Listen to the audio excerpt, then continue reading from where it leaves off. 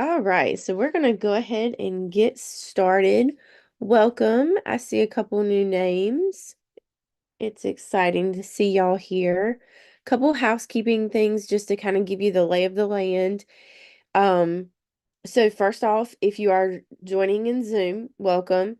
Use the chat box because that gives me real-time comments so I don't have to scroll. I think the Q&A should be turned off, but just in case it's still showing up, use the chat box. If you are on Facebook or YouTube and joining in, welcome to you as well.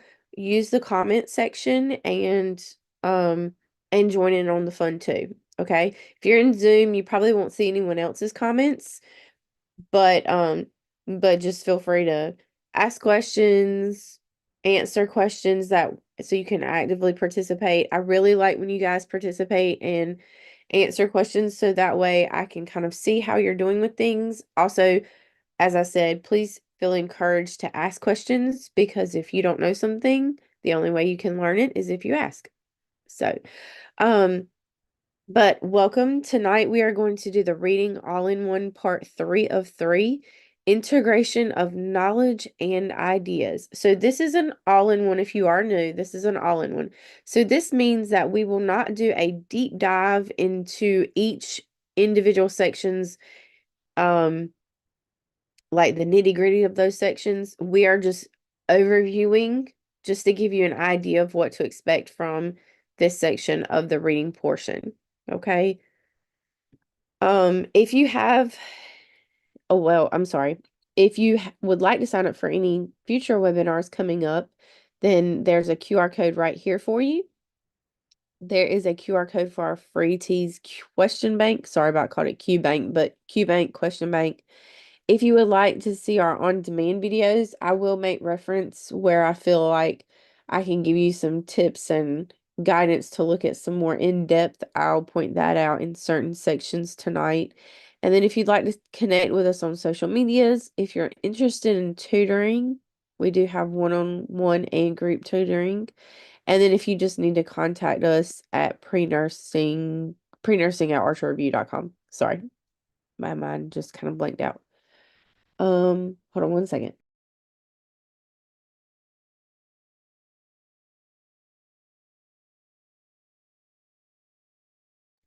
Okay. Sorry about that. Um, let's see. Let's see what else. Oh, if you are new here, if you would like the notes, stick around until the end. What I will do is I will convert them to a file for you and you'll be able to access them. I'll link that in the question, not the questions, in the chat section or in the comment sections. Okay. Any questions before we get started?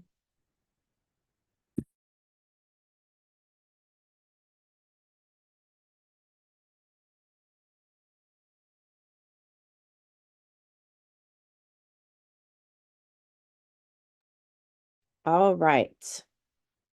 And I'm going to go ahead and apologize for my voice. I probably sound a little, ugh. I'm recovering from an allergic reaction to something, so my sinuses are just a smidge off. So, um, just bear with me this evening. I did not want to miss tonight, so we are going to still knock this thing out the ballpark. All right, so like I said, I'll post the notes at the end of the evening. I do that so that way I can make sure that if we add anything extra, that you've got the most up to date from what we've covered tonight. All right. So, everybody doing good? Ready to get going? Oh, I see a couple more people have joined. Hello there, welcome. All right, so let's just jump right on in. So tonight we are going to cover the reading section 3. Oh, you're welcome. Oh, thank you so much. I actually feel pretty fine. It's just I sound terrible. I am allergic to almost everything out there, it seems like, and I just happened to get into the wrong thing today. Um, so tonight we're going to look at section 3 of the reading. We are going to break that up into the 4 subsections and talk about those.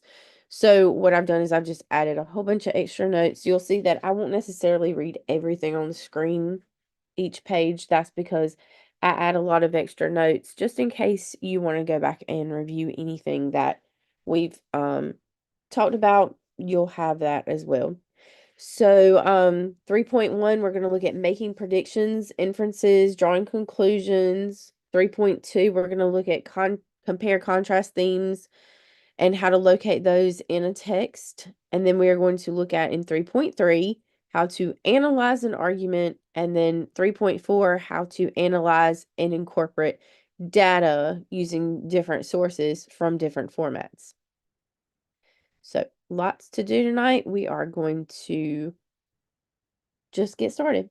So with 3.1, making predictions, inferences, and drawing conclusions using the evidence from a text. So that's the key words there, using evidence from a text.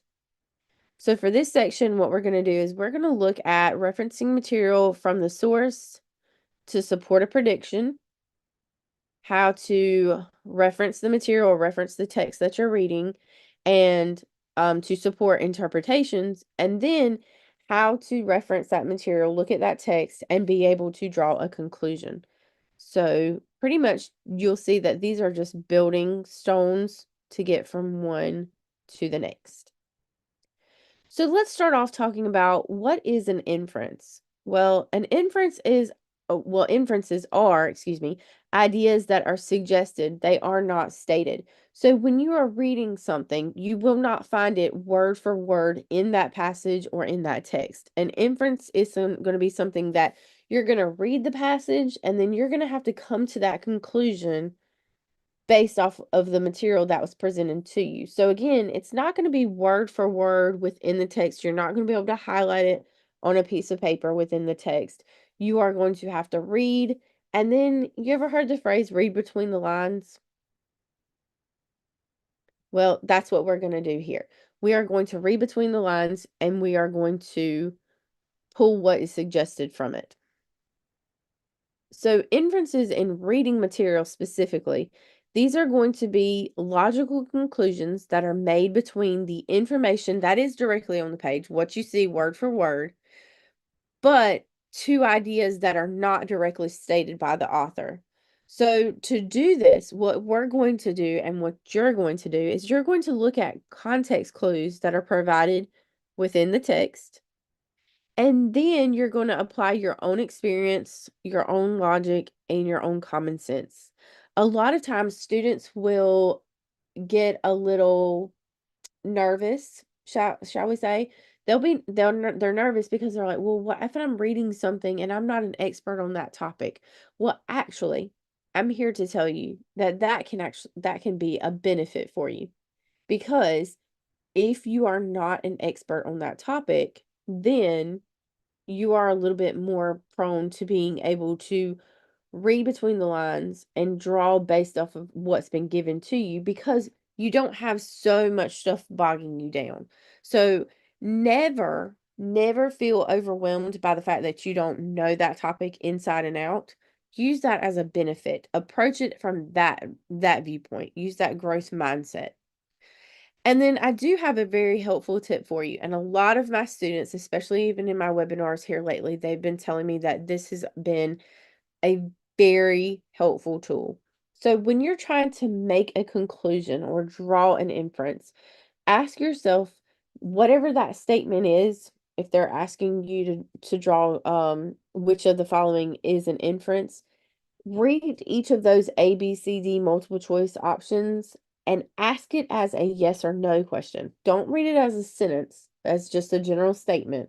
Read it as if it were a question and ask it as a yes or no. Okay? And I like to do it at the beginning of the sentence, or you can do it at the end of the sentence. But what do I mean by that? Well, let's go ahead and switch over. And let me give you a few more guidelines, and then we're going to apply that tip. Okay. So another couple helpful things to keep in mind is never lose sight of the information that is available to you. So you are going to base your inferences on facts as much as possible. So you're looking at the material you've been given and you're basing and drawing your conclusions off of that material you've been given. You can use your background knowledge, your experience, your general common sense to help you make inferences. This is more applicable to things like as far as like emotions that could be pulled from something or responses, like what would a typical person's response be to a certain situation, things like that. But also remember to keep in mind alternatives. So consider the alternatives. Do not simply accept the first inference that comes to mind. Instead, you want to make sure that you are reviewing all the facts and all the information for possible explanations. So again, that's also going to tie to those questions where maybe it's got select all that apply. Don't just think that because you got to the first one and that one's the answer that there could not be more. Okay, so be open and be willing to check all the answer options. It's almost as if you're doing a math problem and you're going back, you know how the instructors will tell you to go back and check your solution? Well, that's kind of what we're doing here too. So now we are, like I said, yep, we are going to just dive right in because practice makes perfect. And a lot of times once you start practicing something and looking at it, it'll make a little bit more sense. So what I'm going to do is I'm going to give you about 45 seconds to read through this passage right here. And then I want you to look at these 5 statements down here. And I want you to tell me which are 2 that you could make an inference from. Or which are 2 that are inferences that you could draw from the passage, okay? So I want you to read through this. Take about 45 seconds to read it and another 15. So I'm going to give you a minute to read this whole page and see if you can determine what the inference is or what the 2 inferences are that can be drawn from this passage. Okay? All right, I'm setting my timer. Once you find your answers, put your answers 1, 2, 3, 4, or 5 in the chat box, the comment box, and then we'll come back and check in a minute, okay? All right, ready, steady, go.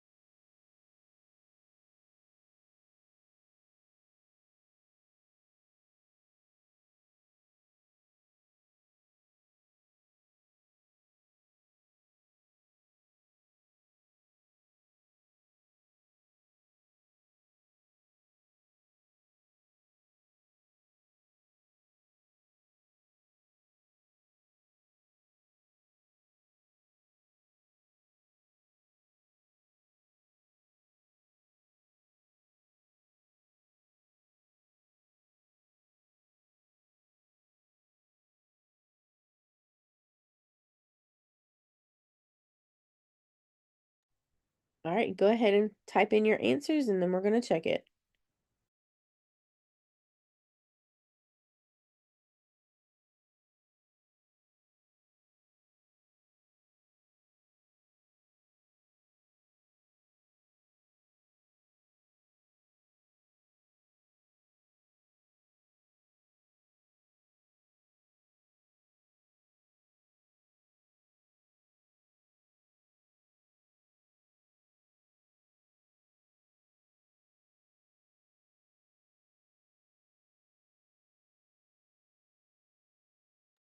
All right, so let's take a look. So I see a couple people still typing in answers. Okay, so when trying to determine which of these are inferences that can be drawn from the passage, like I said, I like to go through and I like to read the statement, but read it as a question and read it specifically as a yes or no question. So looking at these, we've read this passage about the plumber that got one on me, and we want to ask ourselves, yes or no, based off this passage, yes or no. The plumber was recommended by a friend. So did I say anywhere in the passage, did I reference anywhere within that passage a friend of mine who recommended me this plumber? And feel free to put an answer in the chat box.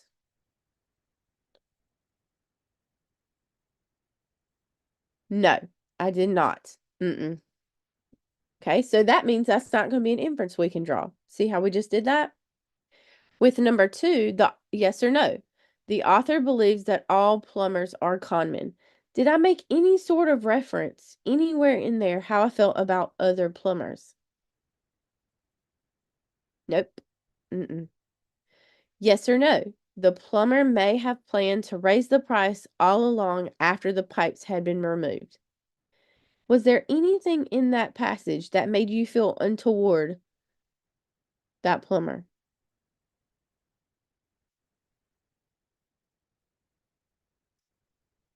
Why, yes, because here at the end of this first little section, once he had removed the old pipes, he approached me wearing a faint smile. So it's as if he's mischievous. He's up to something. So he's already removed my pipes and now he's coming to me smiling like that. I don't feel very confident about that. So actually number 3 would be a yes. This right here, that little section right there, makes us feel as if he could have been planning, because then he turns out and says, with a smile on his face, what kind of decent person would come at you and say, oh, well, haha, it's going to be an extra $1,000? No, it makes us feel as if this could be a reason why he was smiling, that he had planned to raise it to the 4,000 and all along. All right, so that one would be one of our answer options or answer selections. Number 4, yes or no, the author's pipes would have lasted for another 5 years. What do you think about that one? Yes or no? Nope, you're right. So with this one, nowhere within the passage did I hint at what condition the pipes were already in. And then number 5, yes or no, originally the author did not want to spend an extra $1,000. Exactly. Yes, because my initial estimate I received was $3,000. Then he tries to come at me and say that he's going to charge me $4,000. Well, that's $1,000 difference. And you can see here where I crossed my arms and I said, no, absolutely not. Well, I didn't want to spend it. But then he kind of got me because he saw my laundry room was full of dirty laundry, and if I don't have any pipes, that means I have no water. So that means what's going to happen with all these clothes? So number 5, that one would be a yes. So if it's a yes answer, that is an inference we could draw. Okay. So for these, number 3 and number 5 are the correct answers. And I saw a lot of you had this. Yes, yay. So, do you see how the yes or no works with asking it as a yes or no question?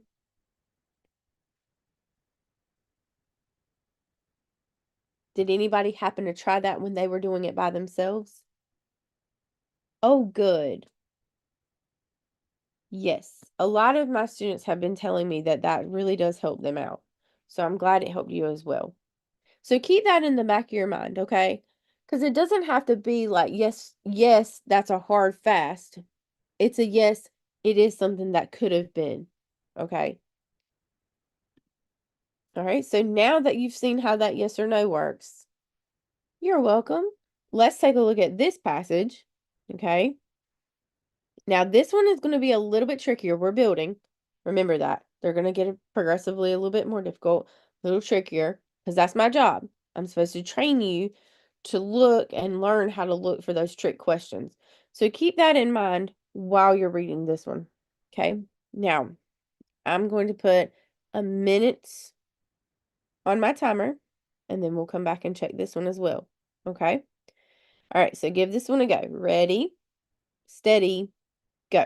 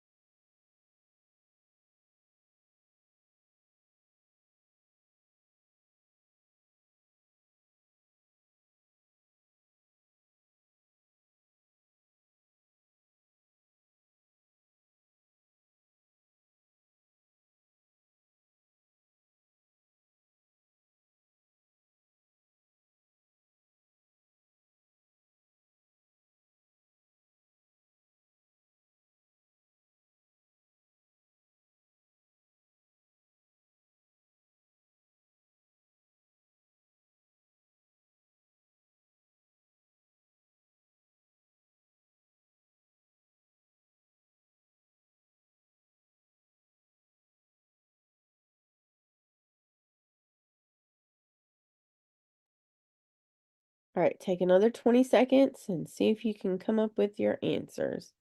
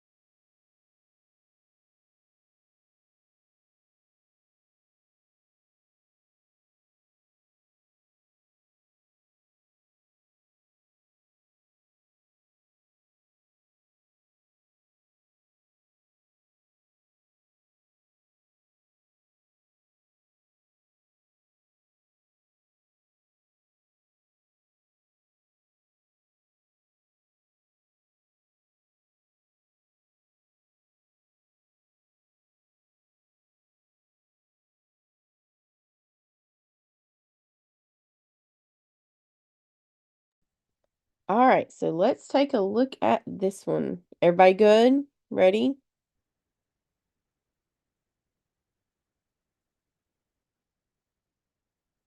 Nope, I see a couple answers coming in. I'll give you another couple seconds.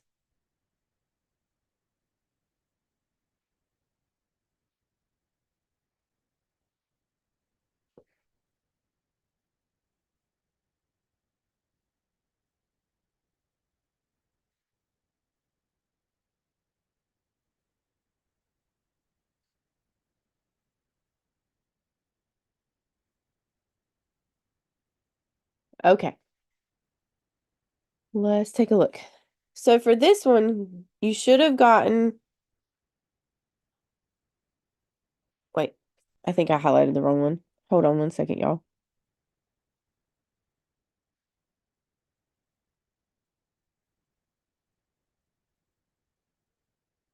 Okay, no, that one's right. So 2 and 3. So let's take a look. Yes or no, wealth is often associated with abusive partners. Well, we talk about, let's see, where was it?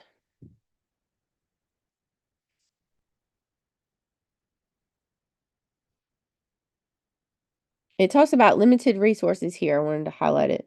So here it talks about limited resources lead her to feeling increasingly trapped, but it doesn't specifically say that the more wealth, the more it's associated. So that one's not one we can pull.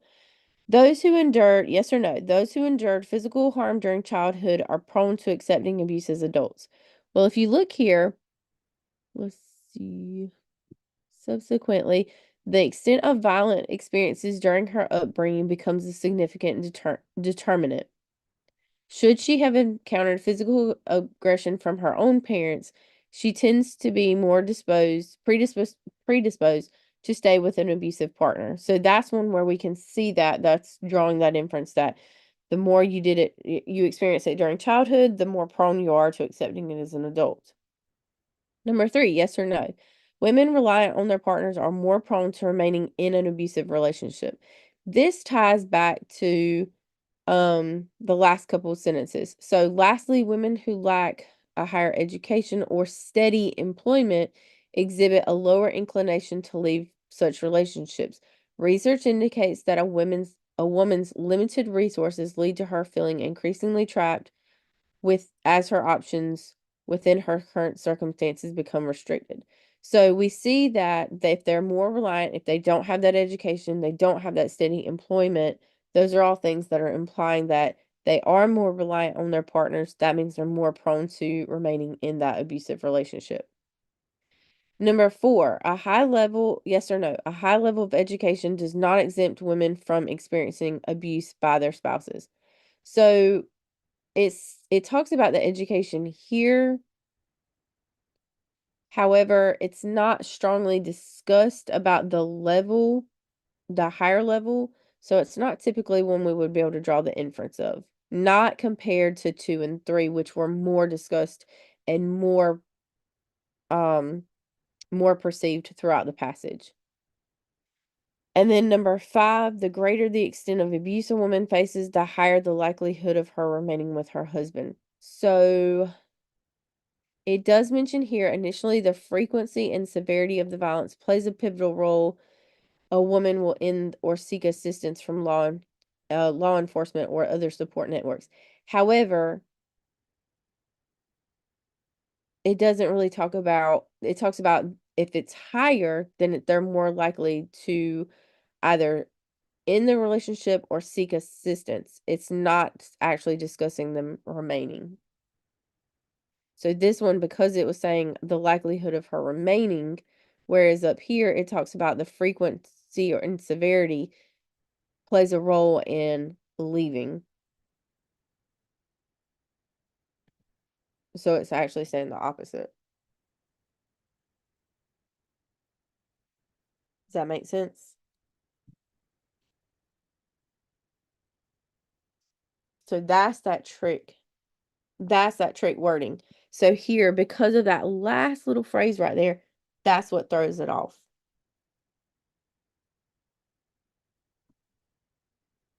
But I would say if you thought it was number 5, I completely understand why you thought it was number 5. It's just because of that wording right there.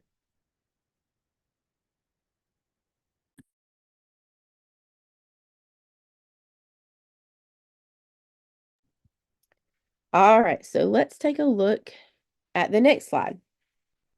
So actually, let me just say this before we do move into 3.2. With this section, this is exactly the whole.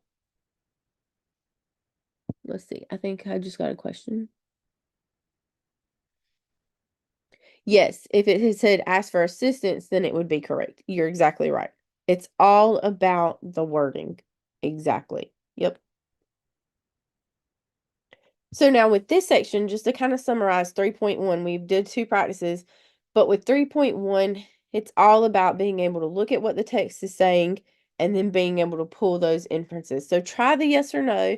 And I do have on-demand video. We do have our polished videos. They just went live. So if you feel like this is an area that you're still struggling with, make sure to take a look at those because those give you really more of that in-depth deep dive. So if you need a little bit more tips and tricks and further look into this section, definitely make sure to check those out. But again, remember tonight's just that overview. So with that being said, we are going to go ahead and move into 3.2 just for time's sake. And this section is going to look at compare and contrast themes and locating them in one or more text, or that are located in one or more text. So for this section, what we're going to hope to accomplish is that we are going to recognize a recurring theme in various works that explore a common subject. So we're looking for that reoccurring theme. We are differentiating the differences in themes between works. So we're going to look at 2 different works and look at the differences in themes between them. And then we're also going to look at analyzing and comparing contrasting themes across different diversities.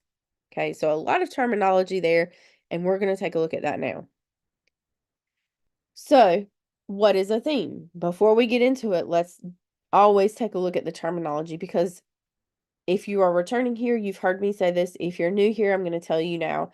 A lot of times, students will miss questions, and it's not because they don't have the capacity to understand or to be able to answer the question.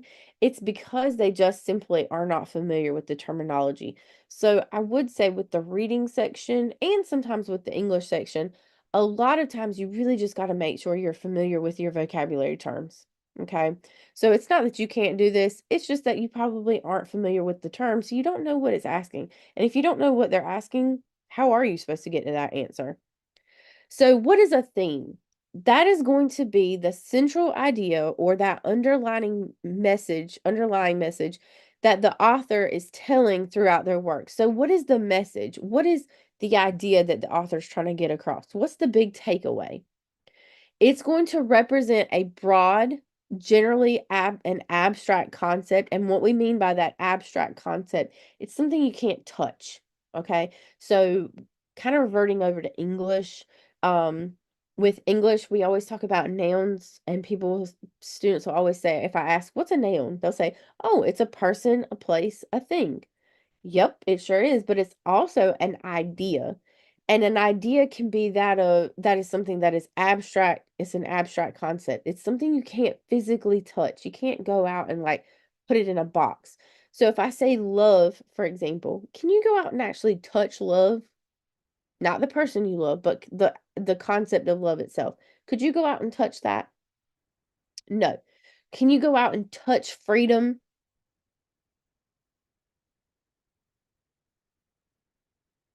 What about loyalty? No, no, no. Exactly. Those are all abstract concepts. They are not something we can physically touch. We can't put it in that box, like I said. And that's how I always remember it and how I kind of distinguish it. And I'm like, could I go put this in a box? I mean, we really should not put people in boxes. Don't do that. And if you do, put an air hole. No, I'm just kidding. I mean, yes, you need to put an air hole, but don't put people in a box. But if you could put it in a box, that's going to be a concrete noun, concrete concept. So, but if it's abstract, it's something you can't physically put in a box. So, abstract concepts or they're topics that can be interpreted in different ways. Okay, so those are things that are themes. So, just like with going back to love, one person's idea of love might be a little bit different from another person's idea of love. Okay, kind of like the big thing on social media right now is talking about people's love language. Like some people like to be hugged. Some people, myself included, I like for you to go do the dishes. Like you go do the dishes and you take that trash out. Oh, you've just showed me you love me so much. But that changes from person to person. Some people like to be hugged, me not so much. I want you to go do those dishes for me. Thank you so much, Shug. I appreciate it. So it changes from person to person. Just keep that in mind. Okay. Themes are not going to specifically be stated. So this is kind of where it ties in, like how 3.2 ties in with 3.1.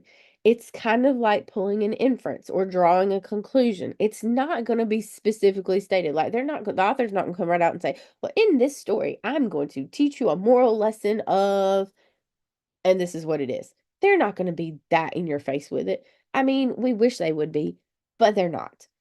Let's be realistic. Standardized testing, never going to be that easy. But with these passages, yes, do the dishes, you take the trash out, we are all good. Yes. Um, so they're not specifically stated. Instead, it's going to be revealed to you, the reader, through the characters, through the plot, even sometimes through the setting, like where the story's taking place, when the story's taking place. And then there's other literary elements as well, like symbolism and things like that. So it's not going to be in your face in black and white print. It's going to have to be where you read between the lines. And this is oftentimes, or these are oftentimes, the themes are often going to be reflected as some kind of universal human experience or a moral value or even societal issues. So sometimes the theme might be social class. And in that story, they're talking about, two people have fallen in love, but he's from the wrong side of the tracks and he's, just so poor he couldn't rub two pennies together. And here you've got this pretty princess who is the apple of her daddy's eye, and she's always been given everything that she wants. And they come and they fall in love, but they struggle because there is that social difference and that social class difference between them. That would be a theme. That would be a takeaway, because the whole thing that the author's trying to get across is that they're from two different social classes. There is a big gap. There are differences, there are struggles, and that would be our takeaway. So that would be the theme, social class. So see how that can work? Even just by giving that difference in backgrounds from the characters. So those are all things to make sure you're familiar with: characters, plot, setting, and make sure that you are paying attention to those details. Okay, so we've talked about what themes are, but what do they do? Like, why do we have these? Other than making it a multiple choice question, what's the purpose of them? Well, what they are there to do is they are there to give you a deeper meaning and give you coherence to the narrative. This is allowing the reader to connect with a story. Okay, so hold on to this when you get to your English classes, once you get into your nursing programs, because I know you all got this.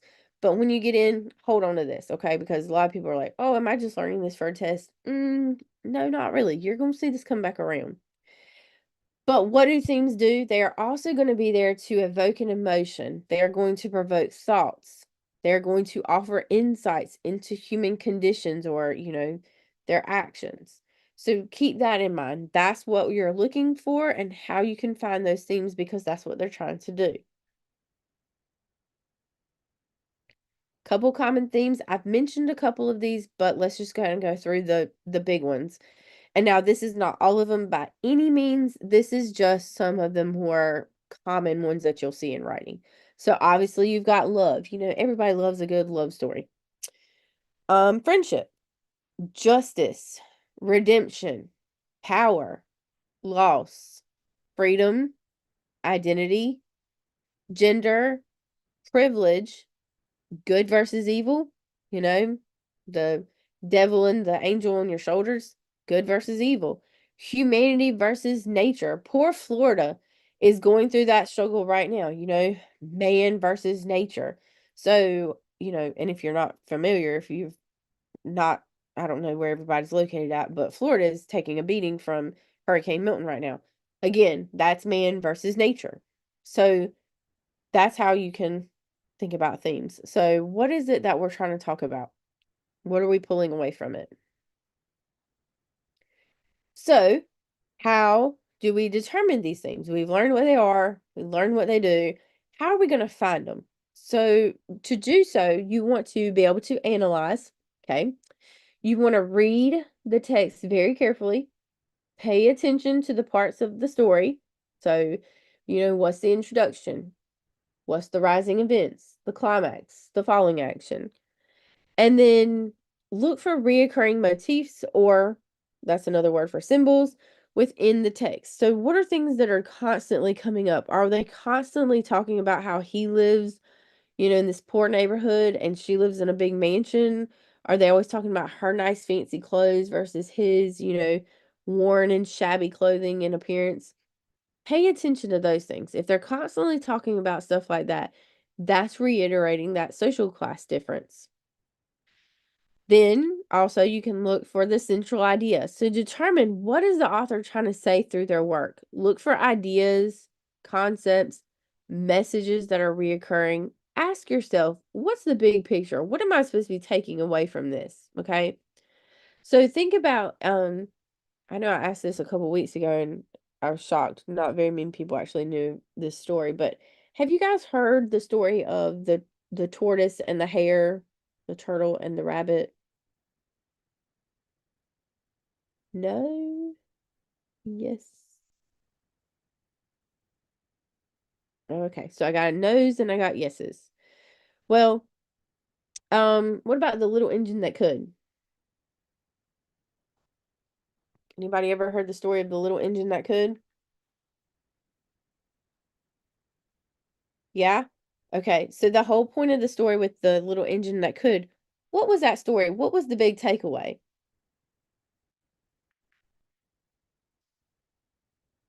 Do you remember?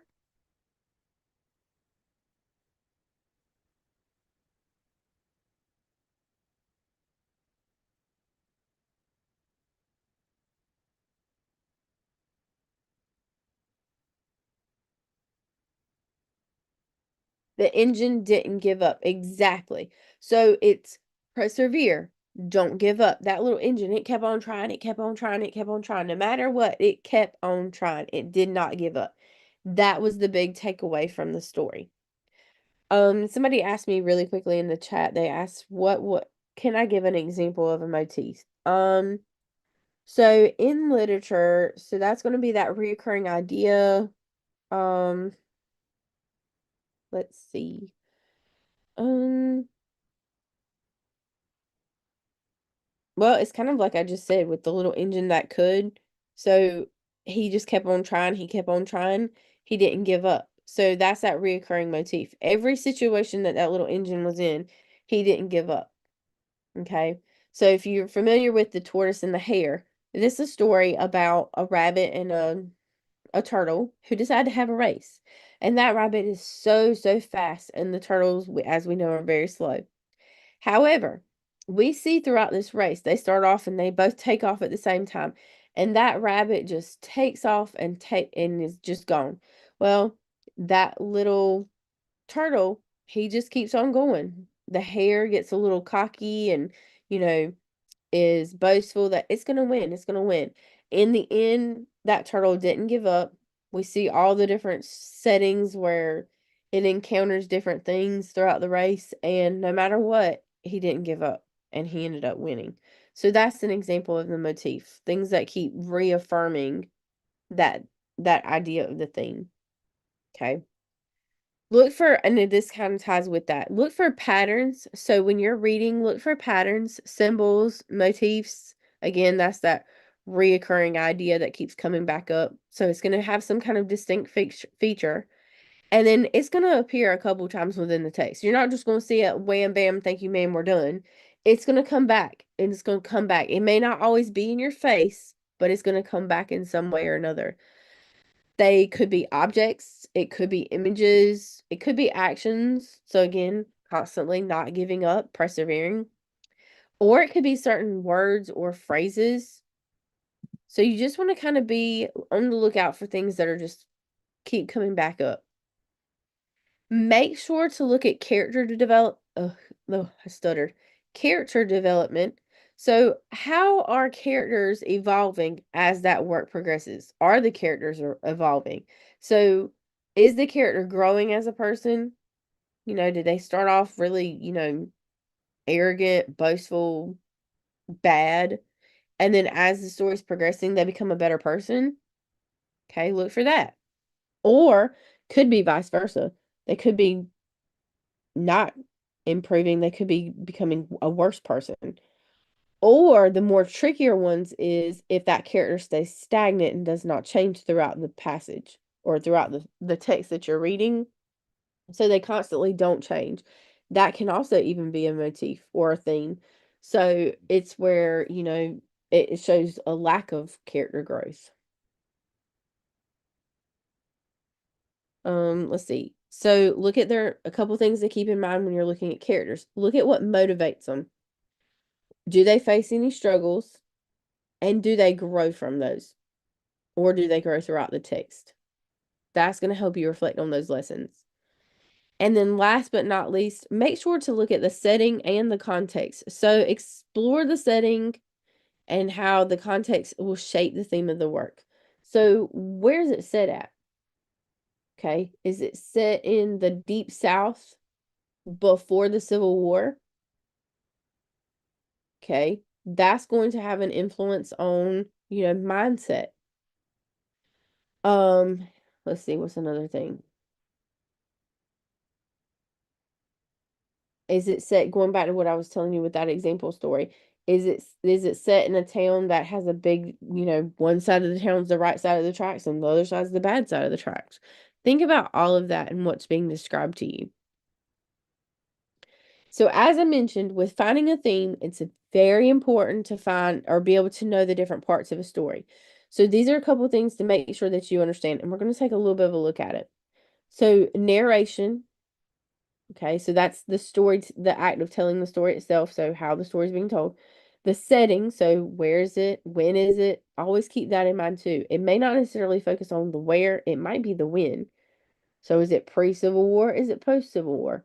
Well, if you're not familiar with that, that actually was a big shift in mindset in America. Characters. So who are the characters? Who's the protagonist? So that's going to be like the main character. Who's the antagonist? So who's going against that main character? And then, is there any dialogue? Are the characters talking to each other? Sometimes that can show some information as well. And then again, last but not least, look at the plot. So the plot is what the storyline is. Well, I kind of just summarized all of these, and I got ahead of myself. But let's take a look at each of them with a little bit more in depth. Narration, so that's the act of telling the story. So they're going to present the events, the actions, the details of the story. That's where you get into the nitty-gritty of it all. It's the exposition in a specific part of the narration that provides the background information. So that's the setting, the characters, the initial situation. And then there's the setting. So again, like I said, this is the time, this is the place, this is the location where it occurs. So it could be referring to the physical location, such as a specific city. Is it in a certain country? Or is it in a fictional world? Like Lord of the Rings, Middle Earth. It's also could include historical periods. So, like I said, pre-Civil War versus post-Civil War. Cultural context, social atmosphere. Those are all things that can be determined based off the setting. The reason why the setting is important is because it's going to help create that backdrop for the story, and that can influence the mood, it can influence the atmosphere, and it can possibly influence the character's actions. And all of those could contribute to a different type of theme. So when looking at characters, these are going to be the individuals within the story that the story is centering around. They could be human. That's, what most people think of. But also don't rule out animals or supernatural beings. Or, sometimes it could be even an inanimate object. So that could be something that like um a mountain, and it's being given human characteristics. But they are going to drive the story, and they're going to act as, like I said, the protagonist. That's the main character of the story. Or you can have the antagonist. That's going to be the opposite to the main character. Now, with the protagonist and the antagonist, that does not always have to mean like good versus evil. So be careful of that. And then also keep in mind your supporting characters. So these are going to possess different aspects that shape the actions and the interactions within the story. So look for distinct traits for the characters.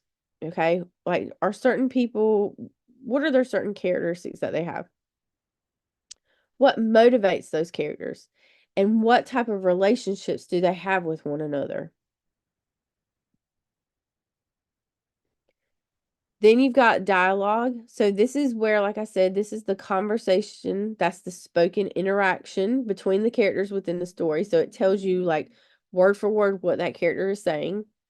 The reason this is important is because it can reveal character information. So not just having the author or the narrator give you the background details. What people's, how they say it's not what you say, it's how you say it. Well, it's kind of the same thing here. It's actually giving you that insight into how the characters are talking to each other. It can advance the plot. It does heavily convey emotions, again, not what you say, but how you say it. And then it can create tension, or it can set conflict between characters. So, like if you're in a knockdown drag out, you're not going to be quiet probably. You're going to be saying some words. So, using the context or using the actual dialogue of that conversation can really help set the message. And again, this can be used to develop relationships between characters. If you've got two characters who are just talking so nasty to each other, well, we might be setting it up for a protagonist versus the antagonist, good versus evil. Um, but it can also highlight character traits. And then it can also provide insight into the story's themes and the conflicts. So it can also give you insight into things such as even the setting. I mean, you can look at how people are saying things and look at things and taking colloquialisms into consideration. I mean, if I sit there and say, "Oh, well, that just burns my biscuits." Well, that's kind of a deep Southern thing to say. So that gives you a little bit of insight into the setting or the background for that character. So keep all of that in mind. And then with the plot, this is the sequence of events. This is, the story from start to finish. It's going to give you the main events, it's going to give you the actions, it's going to give you conflicts. These are all going to push the story forward. It's going to keep the ball rolling. And most of the stories are going to follow the structure of, as I mentioned, the introduction. So this is where we're setting the stage. Like, what's the setting? Who are the characters? Then we get that rising action. So we're leading into the events. Then we hit the climax. So the big high point of the story. Or it could even be a low point. Like, you know, maybe it's something terribly tragic. And then we reach the falling action. So that's where we're seeing the aftermath of that climax. And then we reach our resolution. May not always be a positive one. Students always get tripped up because they think resolution means that, oh, it's all wrapped up, it's nice and shiny. Not always.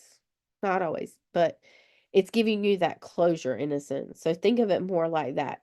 Okay. So not nice and shiny all the time, but it's at least you're getting that ending.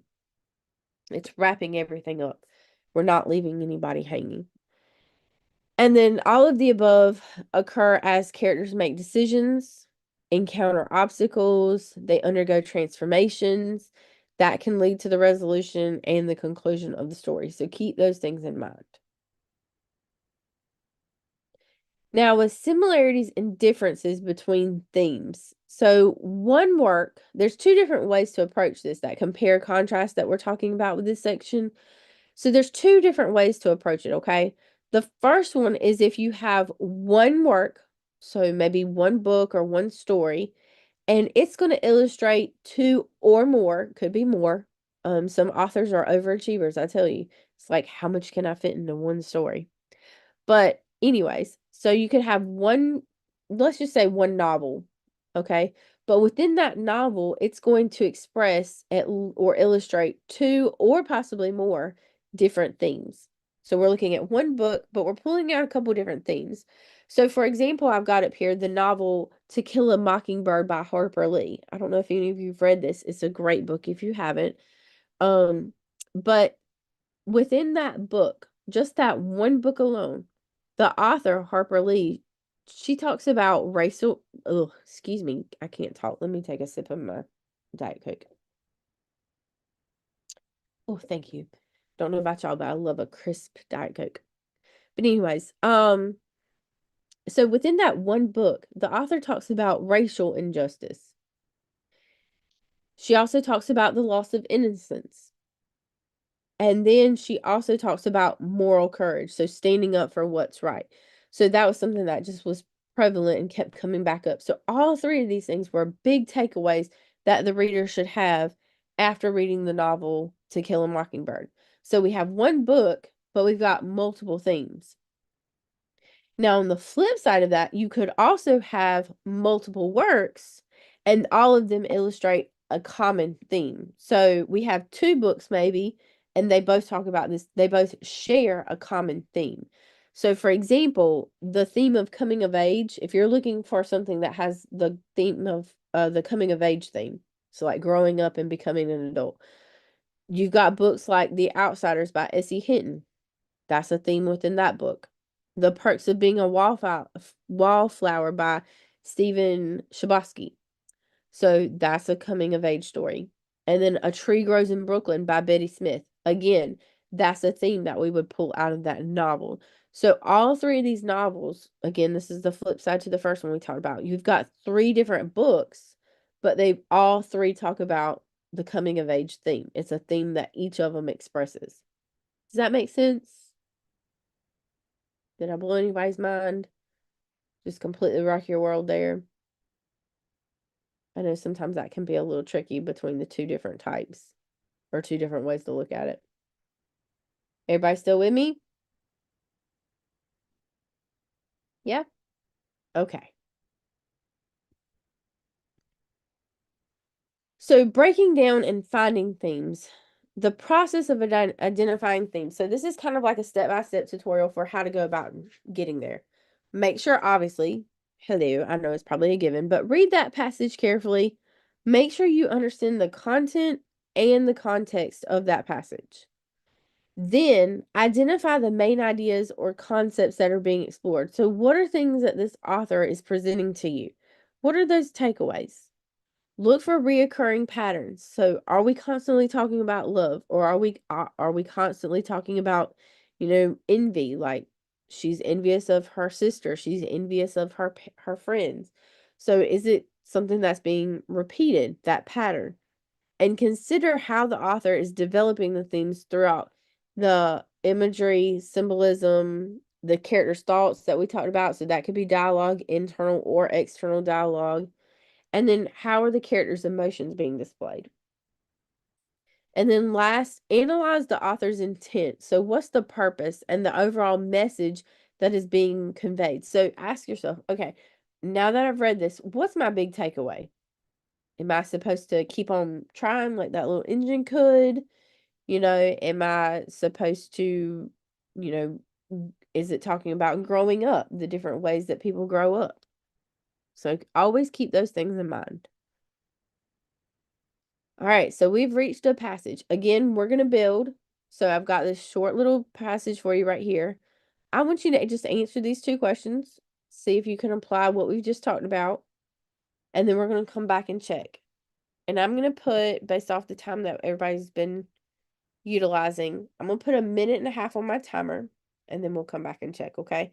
I am going to stay right here. I'm not going anywhere. So feel free to ask questions, put your answers in the chat box, and then we're going to come back and check. All right, 1.5 minutes starting. Ready, set, go.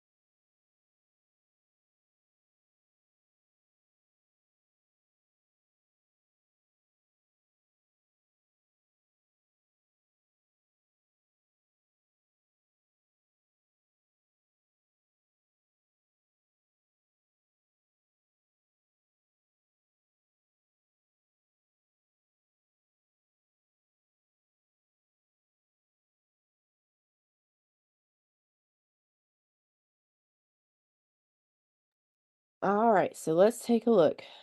For number 1, you should have gotten B, a small village in the countryside. And for number 2, you should have gotten C, Daphne.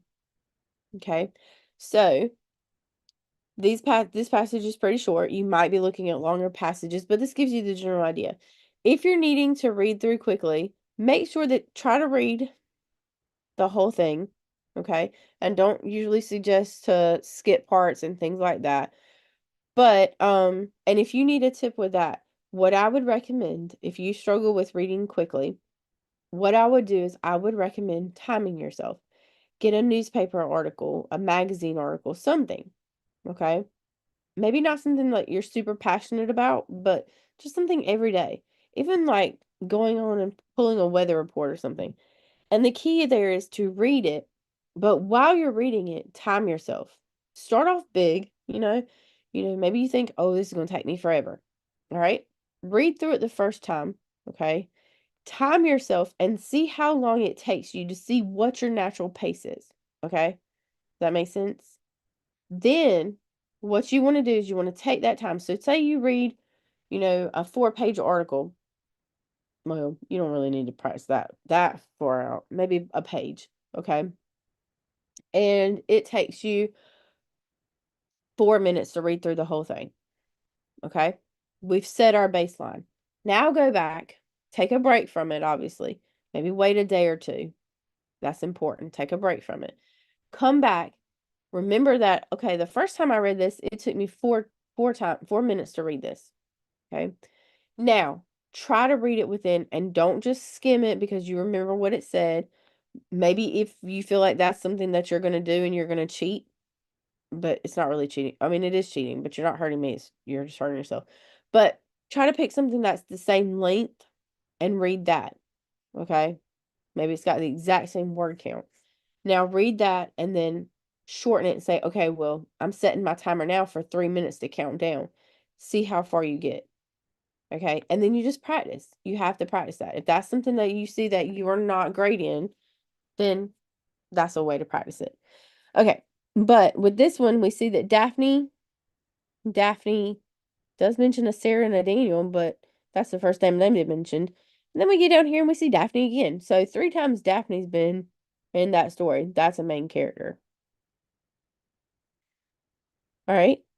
Now, I'm going to give you 45 seconds to read this one and see if you can tell me the answer to that one. Okay. It's still the same passage, but tell me what the answer is to that one. Okay. Ready? 45 seconds. Go.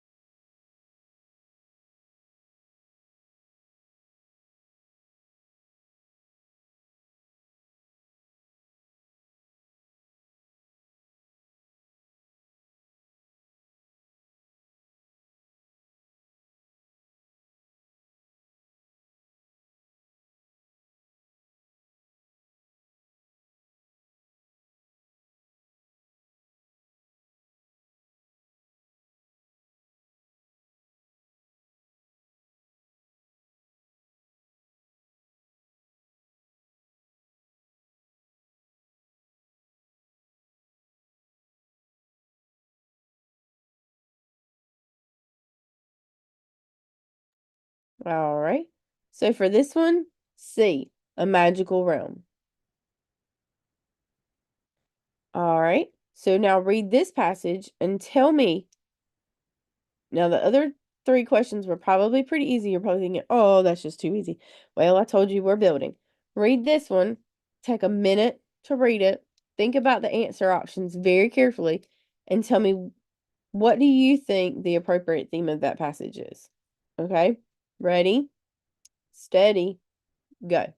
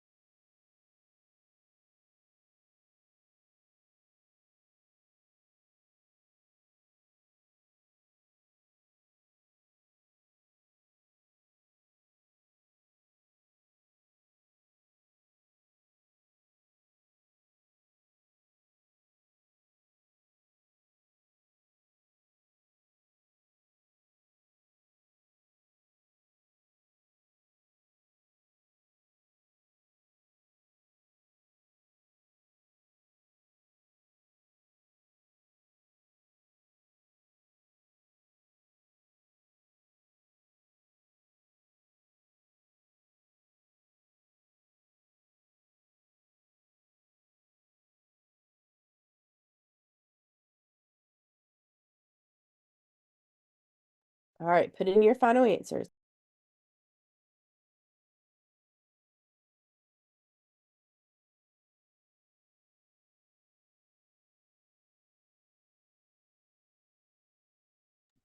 All right, I can see a couple different answers. So let's take a look at this one.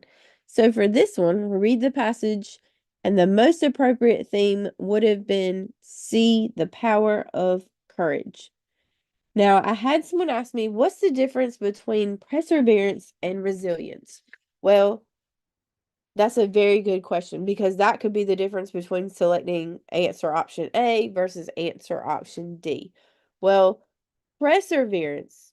Okay, you ready for this one?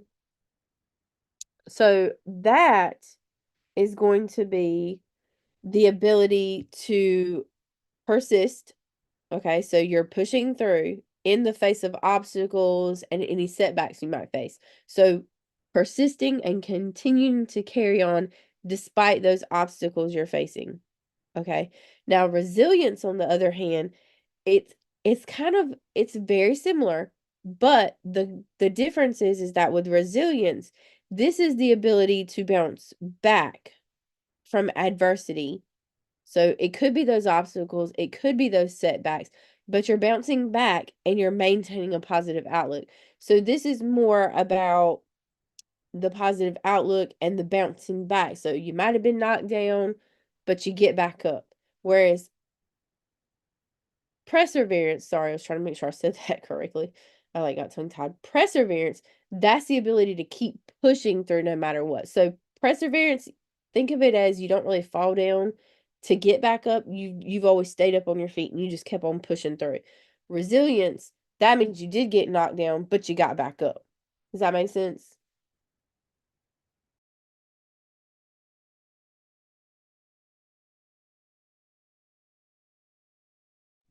Okay, good. All right, so with this one, perseverance, pushing through.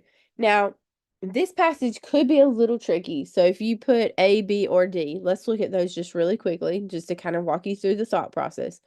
So in the face of adversity, valor prevails. Okay. So that kind of ties with answer option B.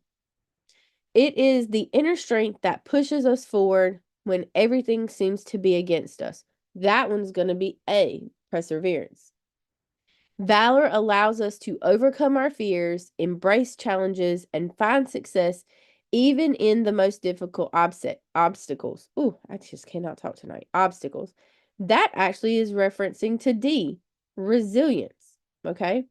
So notice how each one of those sentences, one reference to B, the next one A, and then the next one D. Those are supporting details. Okay. They're not the central theme. What word in that passage, don't look at the answer options, but what word in that passage kept coming up over and over and over again? Do you see it? What was it? Yes, it was valor. Okay. So that's not one of our answer options, though, is it? Well, no, it's not. I'm so glad you see that. Well, what word could we replace? Courage. Okay. Courage is that central theme. It is the main idea that keeps getting reiterated over and over again. In the face of adversity, courage prevails. It is the inner strength that pushes us. Courage is the inner strength that pushes us forward when everything seems to be against us. So, courage gives us that perseverance to push on. Valor or courage allows us to overcome our fears, embrace challenges, and find success in the most difficult obstacles. So, courage gives us the ability to be resilient. Okay. So, A, B, and D were actually all supporting details. They were different ways that you can show courage through perseverance, through triumphing over adversity, through showing resilience. But courage, the trick part of that question is that in the passage they reference to it as valor, but in the answer options they use the synonym. Sorry, I was really tongue tied there. Synonym of courage. So means the same thing, but it's a different word. Okay. So that's the trick question part of it all. Oh, somebody says now they get it. Does that make a little bit more sense if you missed it?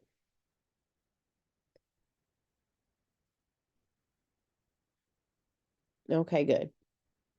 So be careful of those trick questions. Like I said, I don't like tricking you, but that's the whole point. All right, now let's read through this one, okay?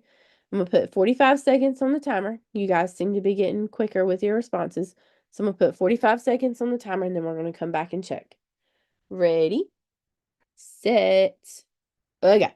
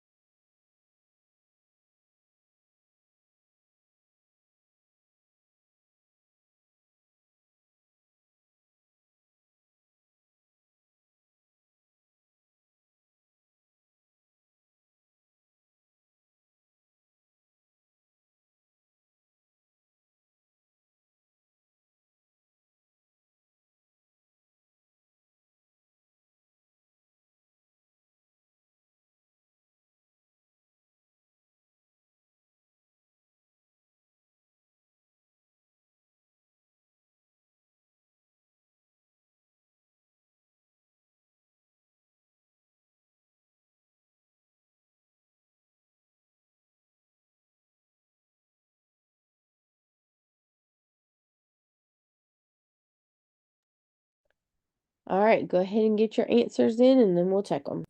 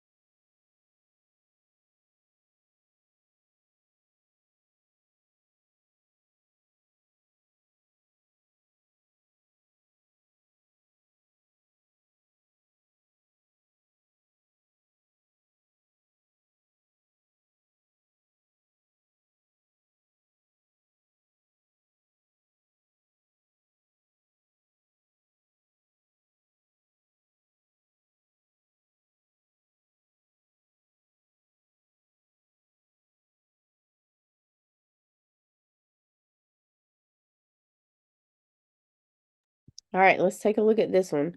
So for this one, you should have picked B, the strength of friendship. Friendship is a bond that withstands the test of time. True friends lift us up, offer support, and share life's joys and sorrows. They are our chosen family, always there to lend a helping hand and provide comfort in times of need. So it wouldn't be a companionship because companionship, that's just kind of a formal thing. That's, the different that's not something so deep. It's more like just surface level. B, friendship, that's going to be different. That's going to be deeper. That test of time, lifting people up. Loyalty and trust. Well, we kind of get the vibe of those in the passage, but it's not repeated consistently. And then same thing, the value of relationships. Well, friendship is a type of relationship, but we specifically talked about friendships instead of just broad relationships. So since excuse me, no. Friendships is what was constantly repeated. B would be the correct answer here. Any questions on that?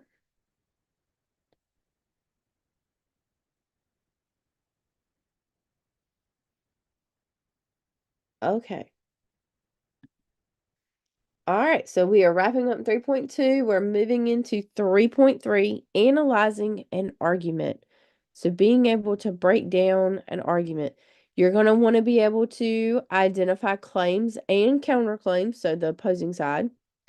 Evaluate evidence to determine if it's relevant. So is it applicable to what we're reading about? And if it supports that argument. You want to be able to compare the text of different sources and different opinions to determine if they're credible or not, and then be able to evaluate the difference between primary and secondary sources. And then last but not least, you need to be able to identify false or if there's misleading statements or information being provided within the text. So how do we go about evaluating an argument? Well, here's a couple different steps you'll take. So number one, identify the main claim. So what's that main idea? What's the main declaration that's being made? Examine, so take a look at all the evidence that's being provided towards that claim. Then you also want to make sure that you consider the counter argument, so the opposing side. Make sure then you evaluate logical reasoning. So what's logical? Okay, we want to really channel our inner Mr. Spock. Do you know who that is? From Star Trek. So think of logical reasoning. What makes the most sense? And then assess the credibility and expertise. So if they're giving you the author, what makes this author credible? Okay. And then evaluate clarity. So is it being presented in a clear manner? And again, this is what I was talking about earlier when I said you don't always have to be an expert on the topic. Ding, ding. That's right there where you're going to find that. Okay. So if it's not clear to you, someone who has no background whatsoever, then there's probably something wrong. Okay. And not with you, but with the passage and the material being presented. So identify the main claim. How are we going to do that? So you want to understand the central claim or the thesis. So that's that main idea. You want to identify the author's topic first to help you determine the thesis. So if you're not familiar with those terms, make sure you look at one of the polished videos on main idea versus or topic versus main idea. Topic is going to be very broad. So if I say topic, the best superhero character. All right. My thesis would be Batman is the best superhero because of blah, blah, blah. Okay. That's narrowing it down. Ask yourself when you're trying to find that main claim, here's a couple of different things you can ask yourself. First, try asking what is the main point the author's trying to make. So again, this kind of goes back to the theme that we talked about. So what's the main point that this author's trying to get me to take away from this? So, or if it's an argument, what's the author trying to convince me of? Like, is the author trying to pull me to a side or something? Okay. So we're going to just jump right on in here with the practice. So I want you to read this passage, and then I want you to tell me what's the primary claim that's being presented within the passage. Okay. All right. I'm going to put 1:20 on the timer for this one. Ready, steady, go.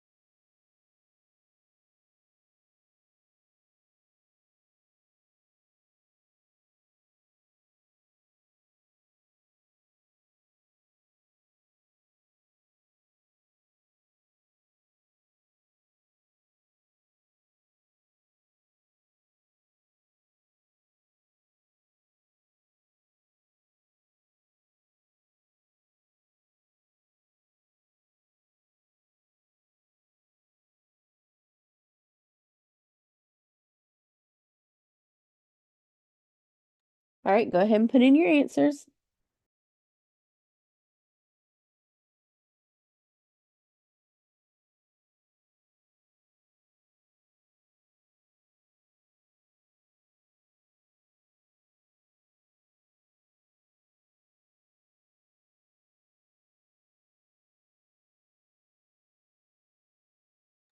Okay, let's take a look. So this one should have been D. I saw a lot of right answers there. What is the primary claim presented in the passage? The legalization of marijuana for recreational use benefits society. Any questions on that?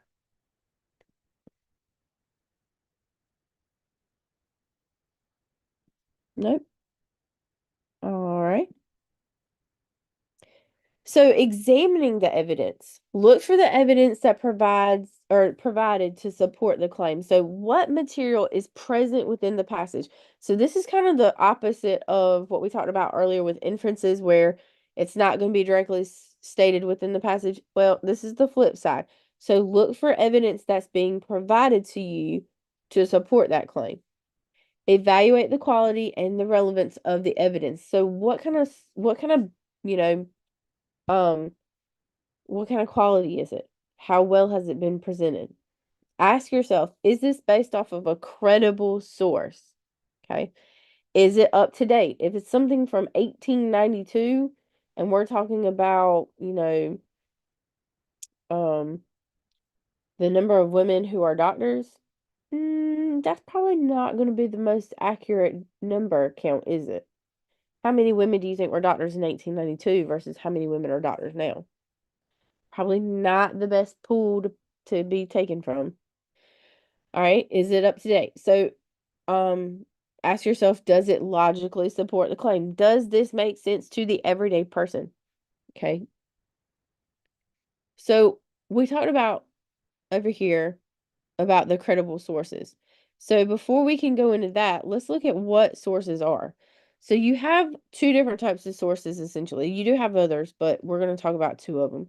Primary sources. So, primary sources are going to be firsthand accounts or original materials that provide direct evidence or information about a specific event, a topic, or a time period. These are going to be things that are created by people who were directly involved or witnessed the event being discussed. Primary sources are often unique and immediate insights into historical events or phenomena. So, for example, diaries, the diary of Anne Frank, that's a first-hand account. That's a primary source. Letters, okay? Personal journals. Benjamin Franklin, I don't know if you know this, but he wrote a lot of journals and he documented a lot of that.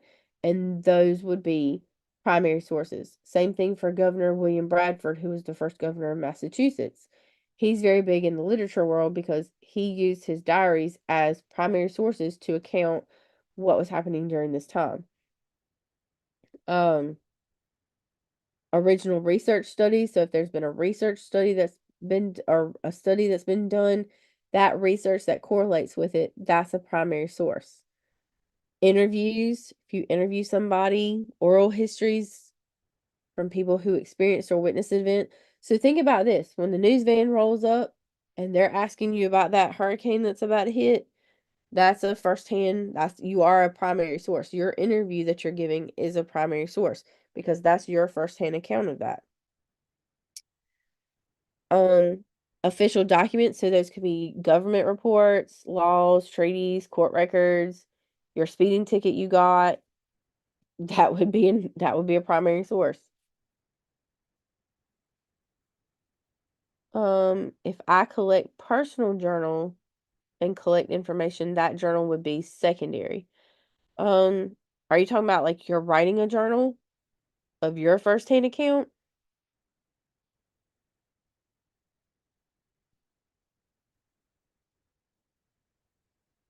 Oh, of others? Then yes, that would be a secondary. Credible source means, somebody asked me, what does credible source mean? So credible source means that that person has gone to school, received accolades. They are, like somebody has deemed that this person is an expert to talk about that. Okay.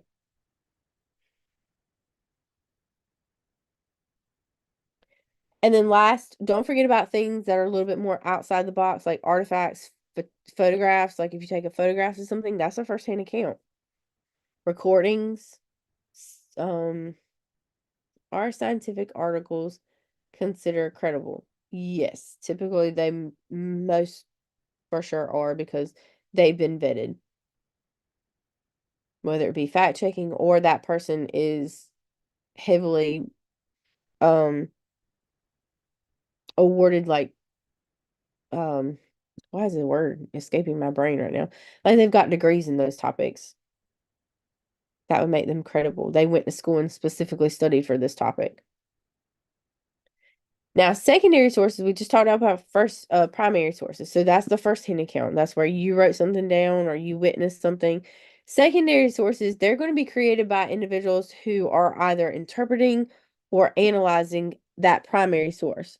So they're giving a commentary.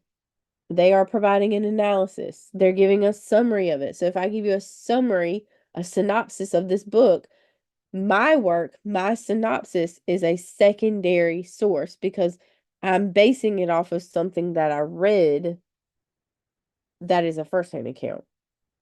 Okay, so that could be scholarly books and articles, could be a textbook. That's a secondary source. That's just a compilation of a whole bunch of different sources of things. Biographies, documentaries that provide interpretations of historical figures or events, that can be a secondary source. Literary criticisms, book reviews. If you had to do a book review as a child, that was actually a secondary source.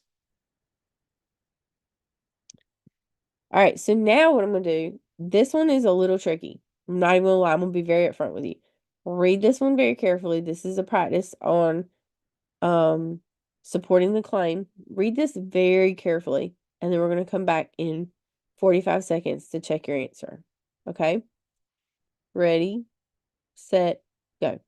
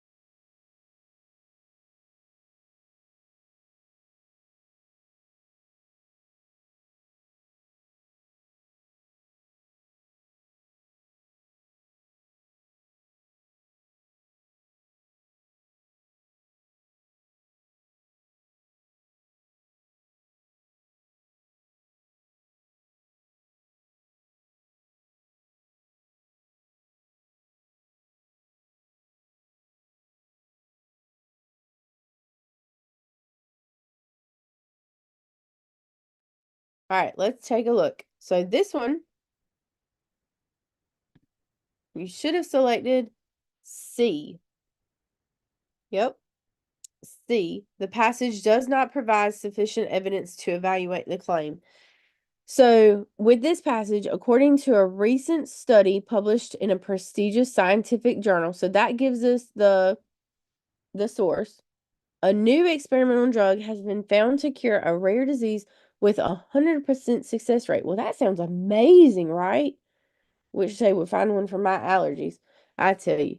But this breakthrough discovery offers hope to patients suffering from this condition and promises to revolutionize medical treatment. Well, that's all sounds like hunky dory. Okay, is the source primary? So that prestigious it was the study. That's the primary source. Okay, it's printed and put into the scientific journal. So that's technically then going to also be a primary source because we're putting this and reporting on it in that specific journal article. Okay. But it's asking us, does the evidence provided in the passage support the claim that is made? Okay. So it's saying that this experimental drug cures with 100% success rate. That's the claim. Okay. All right. So let's look at answer option A. Yes, the evidence supports the claim of a new experimental drug curing the rare disease. Well, the claim is that the new experimental drug cures the rare disease. But this answer option says the evidence supports it. Let me ask you this. Where's that evidence? What's the evidence?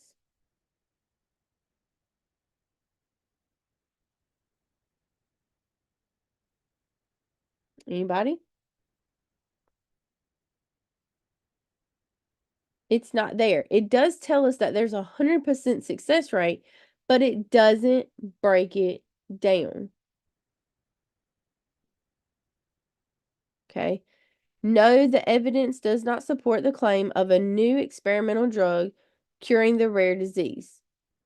Well, I mean, it technically supports it, but it's not really giving us a lot of evidence. So that's why C, the passage does not provide sufficient evidence. There is evidence there, the 100% success rate, but it's not sufficient. How did you get there? Did you only test one person? If you only tested one person and that one person was cured, well, yeah, you're going to have a 100% success rate. Or did you test 1,000 people and 1,000 people were cured? That's going to be a little bit more substantial than just one person being. Would the evidence be if 100 people who took the drug? Yes, exactly. Like I was just saying with the 1,000 people. If 1,000 people took it and 1,000 people were cured, you have a 100% success rate. By breaking that down, you're telling me that this is, valid. It's being solidly supported. And then D, the passage provides evidence but does not clearly state the claim. No, it states the claim. It just doesn't give very clear evidence as to how we got to that 100% success rate. All right. Any questions on those?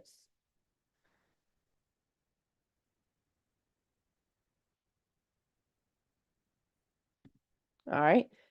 So consider counter arguments. So counter arguments, that's the term for the opposing side. So assess whether the argument addresses the opposing viewpoints or what we call the counter arguments. So if it's a solid argument, they're going to state their side that they're supporting, but they're also going to acknowledge the other side of the coin. So if it's a solid one, you're not just going to, stick your head in the sand like an ostrich and pretend like the other side doesn't exist. You're going to actually acknowledge it and maybe even debunk it. So a strong argument should acknowledge it and it should address alternative perspectives.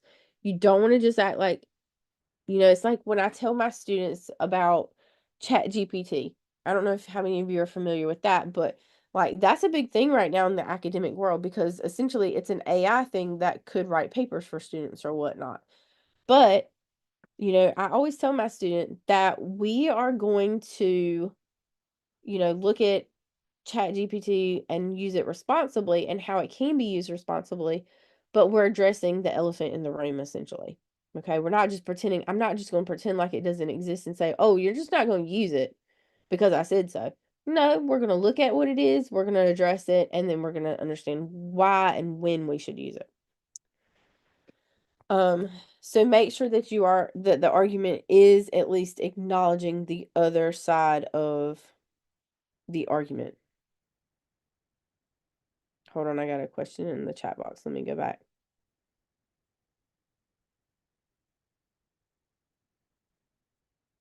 Let me find it. All right, so somebody asked me, could you please give an example of a tertiary source? Why, yes, I can. So we have primary, that's the first-hand account. Secondary is like that analysis of it. And then what's a tertiary? So this is going to be materials that are going to summarize information from the primary and the secondary sources So those are going to be things like dictionaries, encyclopedias, almanacs, um, directories, guidebooks, manuals, how-tos, things like that. So it's more of think of it like a reference work.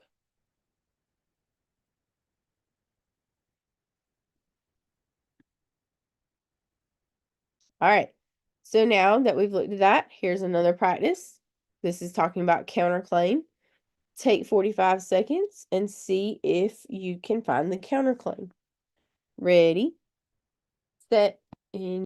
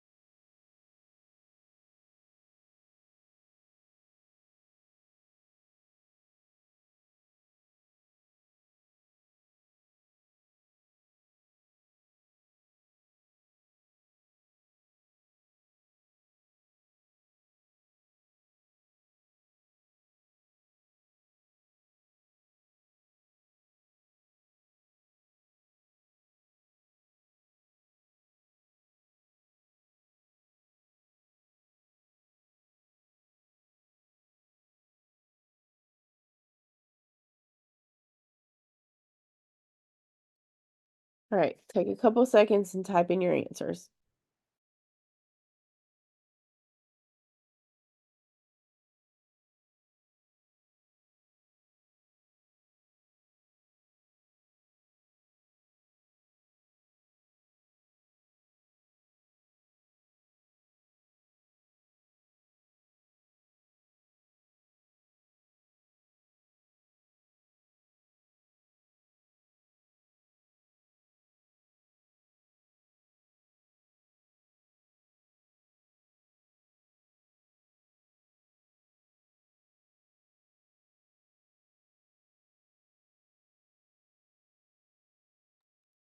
All right, let's take a look. So the counterclaim, what is the counterclaim presented in this passage? So that would be A, video games lead to increased aggression in children. Okay. And we see that it was actually presented within that very first sentence. While some argue that video games lead to increased aggression in children, oh, that's the other side of the argument. Numerous studies have shown no conclusive evidence supporting this claim. In fact, research indicates, so then it goes into telling us the other side of the argument. So this is an example where they're using the opposing side of the argument as an introductory detail into their claim that they're presenting. So that one would be A. Video games lead to increased aggression in children, because the rest of the passage is talking about the how it that is not supported.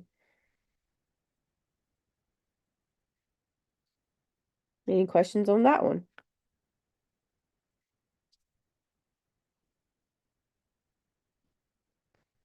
All right, so evaluating logical reasoning, okay? Pretending like we are on Star Trek. So analyze the logical structure of the argument. Ask yourself, is this based off sound reasoning? So is it, does it sound pretty logical, pretty standard? Are there any logical fallacies presented? So fallacies, these are going to be things that would sway your opinion. Kind of think of it like propaganda. Oh, somebody's had a question. Why not C? Video games have positive effects on cognitive skills and problem-solving abilities. So that's what the claim was, that it can have, in fact, research indicates that video games can have positive effects. That's the claim. Okay. Sorry, y'all, I was just backtracking. That's the claim. The counter argument, remember, that's going to be the opposite of whatever that general claim is. So the passage is presenting its claim throughout these sentences. The opposite side is that it's the increased aggression. Yep, counterclaim was the clue. Exactly. Yep, we're looking for the counterclaim, not the claim. So C is the claim, A is the counterclaim.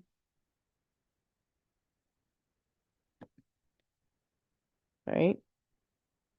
So looking at fallacies. So this is kind of like propaganda. So how they're going to kind of sway you. So there's a couple different ones that they tell us that you should be familiar with for the exam.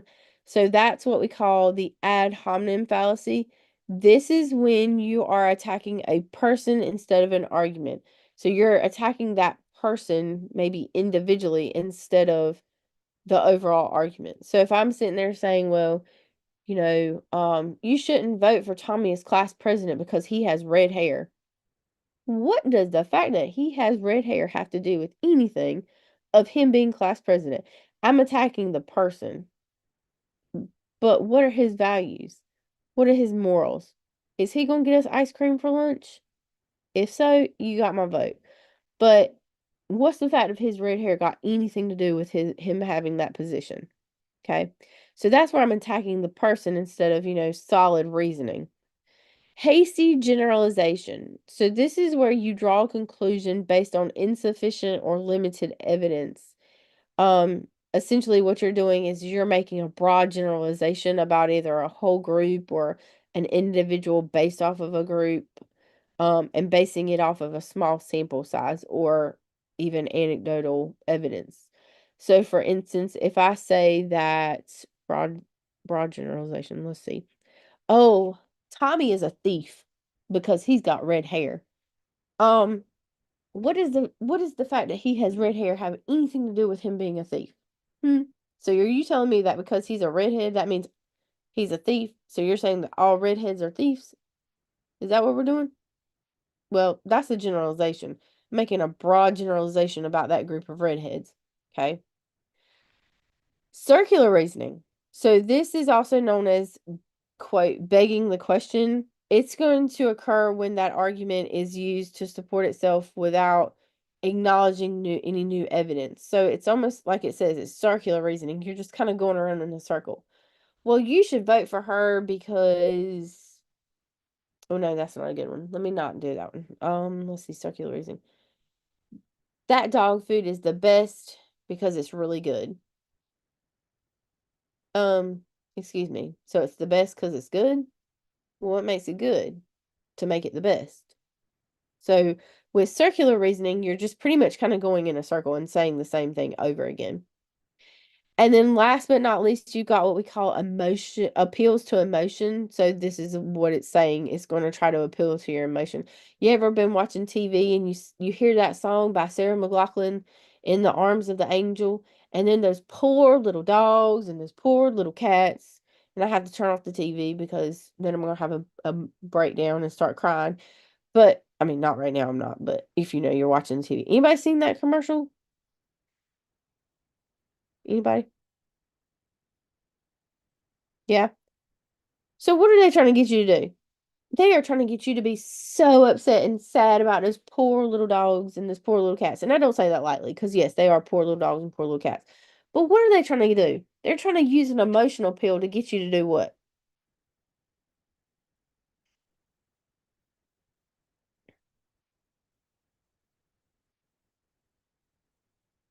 Anybody? They're trying to get you to donate money. And they're doing that because they're playing that so sad of a song. And they're showing those poor, poor little animals that are in such bad shape. And they're trying to appeal to your emotional side to get you to donate some money. Okay, so that's an appeal to emotions. All right, so some of the practice or some of the questions you might see is where you have to identify different fallacies. So read this passage and see if you can identify based off what we just talked about. Remember, ad hominem is when you're attacking the person. Okay. Hasty generalization is when you're doing, like it says, you're making a generalization that is based off of a broad generalization instead of something that's really got some like substance in its evidence. Circular reasoning, you're just saying the same thing over again. And then appeals to emotion, think about the poor little kitty cats. Hasty and emotions are almost the same. Yes.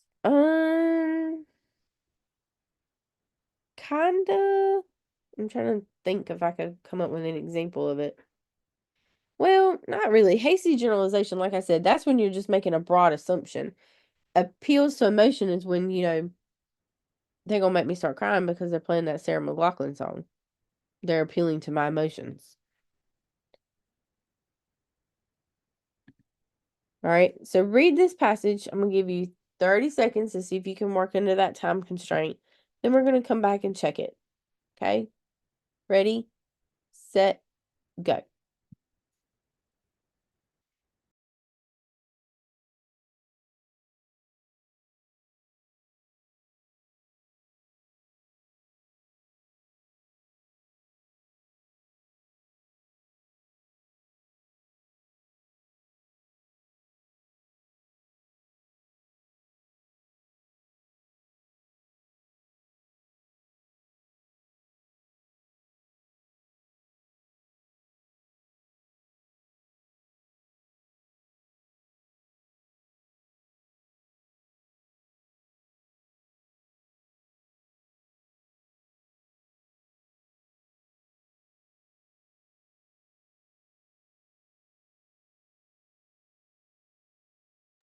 All right, ready for answers?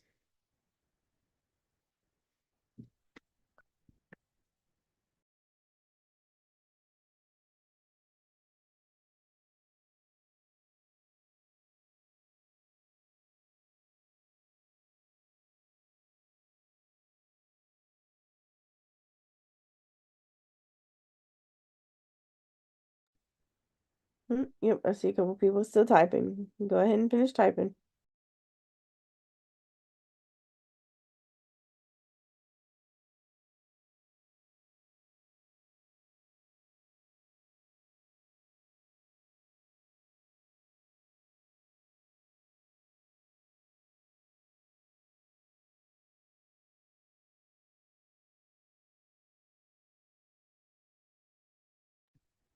All right, let's take a look.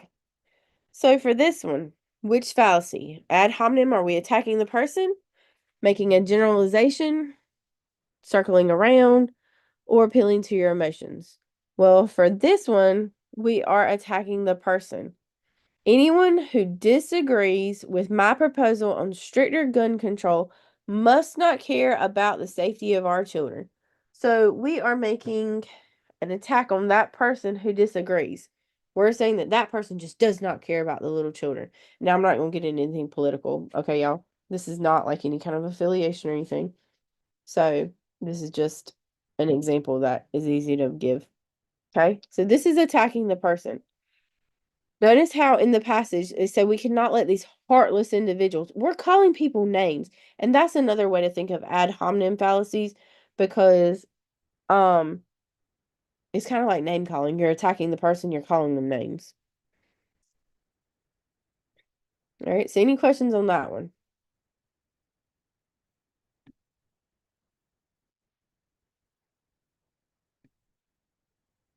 Okay.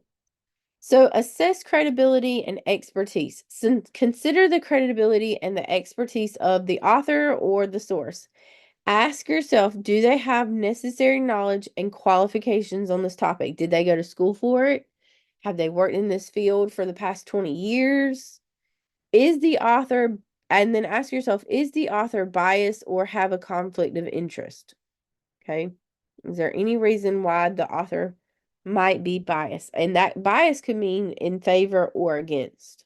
Could be positive or it could be negative.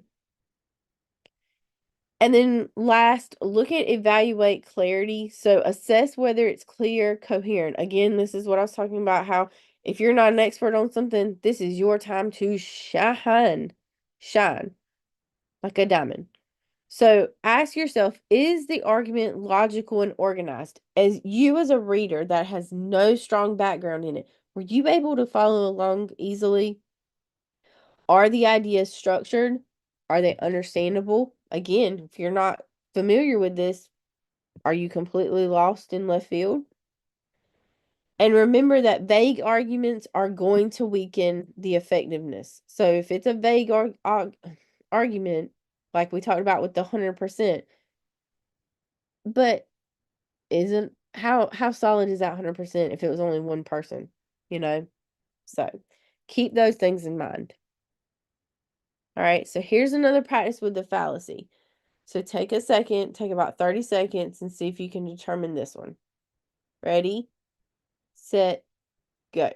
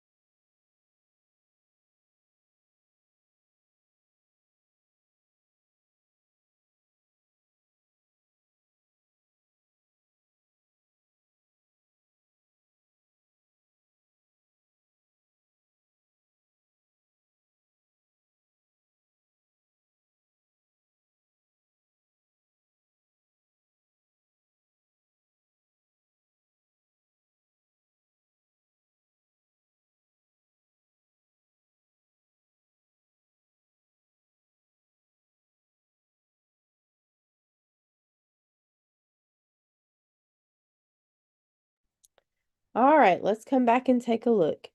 Oh, somebody has a question. How can I identify hasty? Do you mean like hasty generalization? Is that what you mean there? Okay. So with the hasty generalization, remember that we're not necessarily looking at clue words, we're looking at what they're saying. So are we making an assumption about one person and basing it off of a whole group? So going back to that example I gave, oh, well, he's a liar because he's got red hair. But so you're saying that because he's got the red hair, that he's a liar? So we're basing it off and saying all redheads, that whole group are liars? So that's what it is when you're making a general assumption that can't be founded off of anything solid for our collective whole. All right, so this one, ad hominem, would be again your answer here. So same answer actually. Thomas says we should invest in renewable energy, but he's just an environmentalist. We can't trust his opinion. So this is where we are attacking the person. We can't trust his opinion because he's an environmentalist. Oh, wait, hold on. Nope, I'm sorry. I don't know why I highlighted that. Ignore that. It's not an attack on the person. It's not. Let me make that adjustment. Is not that one. It is a generalization. That's what it is. It's B. I'm sorry. I don't know why I put ad hominem. I don't know why I highlighted it. He or Thomas is an individual. Right. So we're making an assumption of Thomas and saying that we can't trust him because he's an environmentalist. So we're saying that all environmentalists are untrustworthy. So that's a hasty generalization.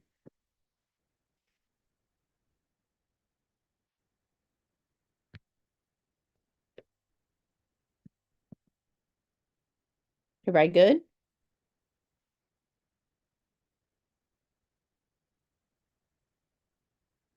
Can I repeat why again? Yes. So if you go back up here and we say he's just an environmentalist. So we're saying that he's untrustworthy and we can't trust his opinion because he's an environmentalist. We're making a collective assumption about environmentalists not being trustworthy. So we're making a hasty generalization about them.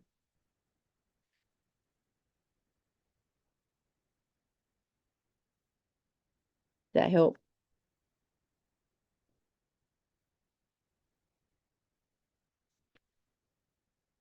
You're welcome. All right, try this one. This one's looking at credible the sources. Ready? I'm gonna put 30 seconds on the timer. Set, go.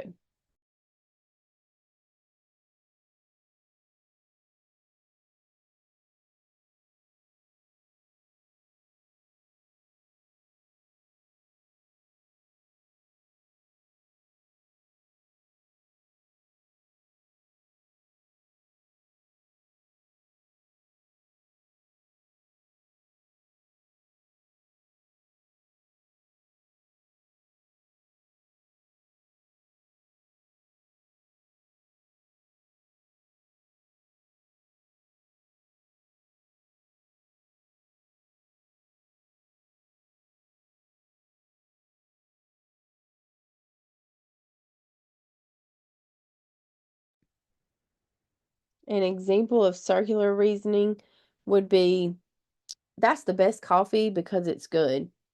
I didn't say anything new. I just said the same thing just in a different way. It's the best because it's good. There's no evidence there.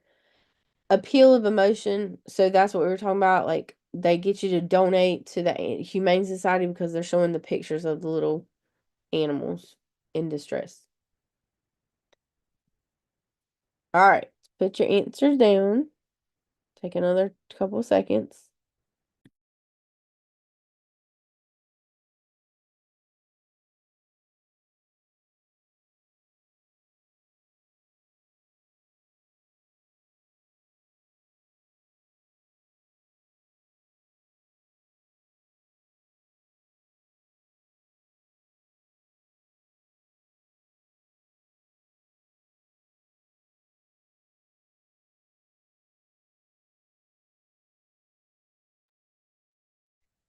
All right, ready?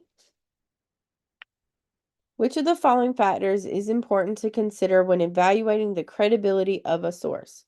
So this one, the correct answer is C, the author's qualifications and expertise. Looks like everybody did well with that one. Any questions? Nope. All right, let's try this one. I'm going to put 20 seconds on the timer for this one. Ready, set, go.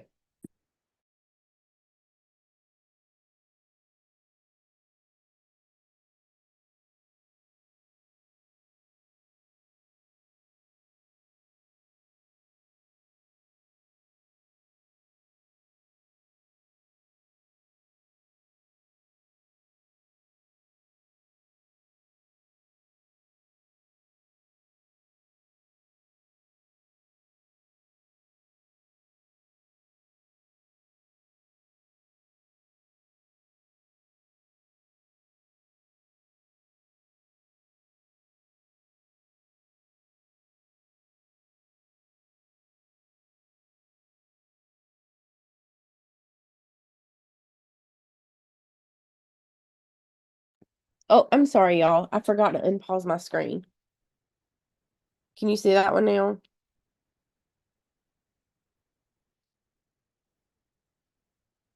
Okay, so take a couple of seconds and look over that one. I apologize. I did not even realize that the screen was paused. All right, so take a couple of seconds and look at that.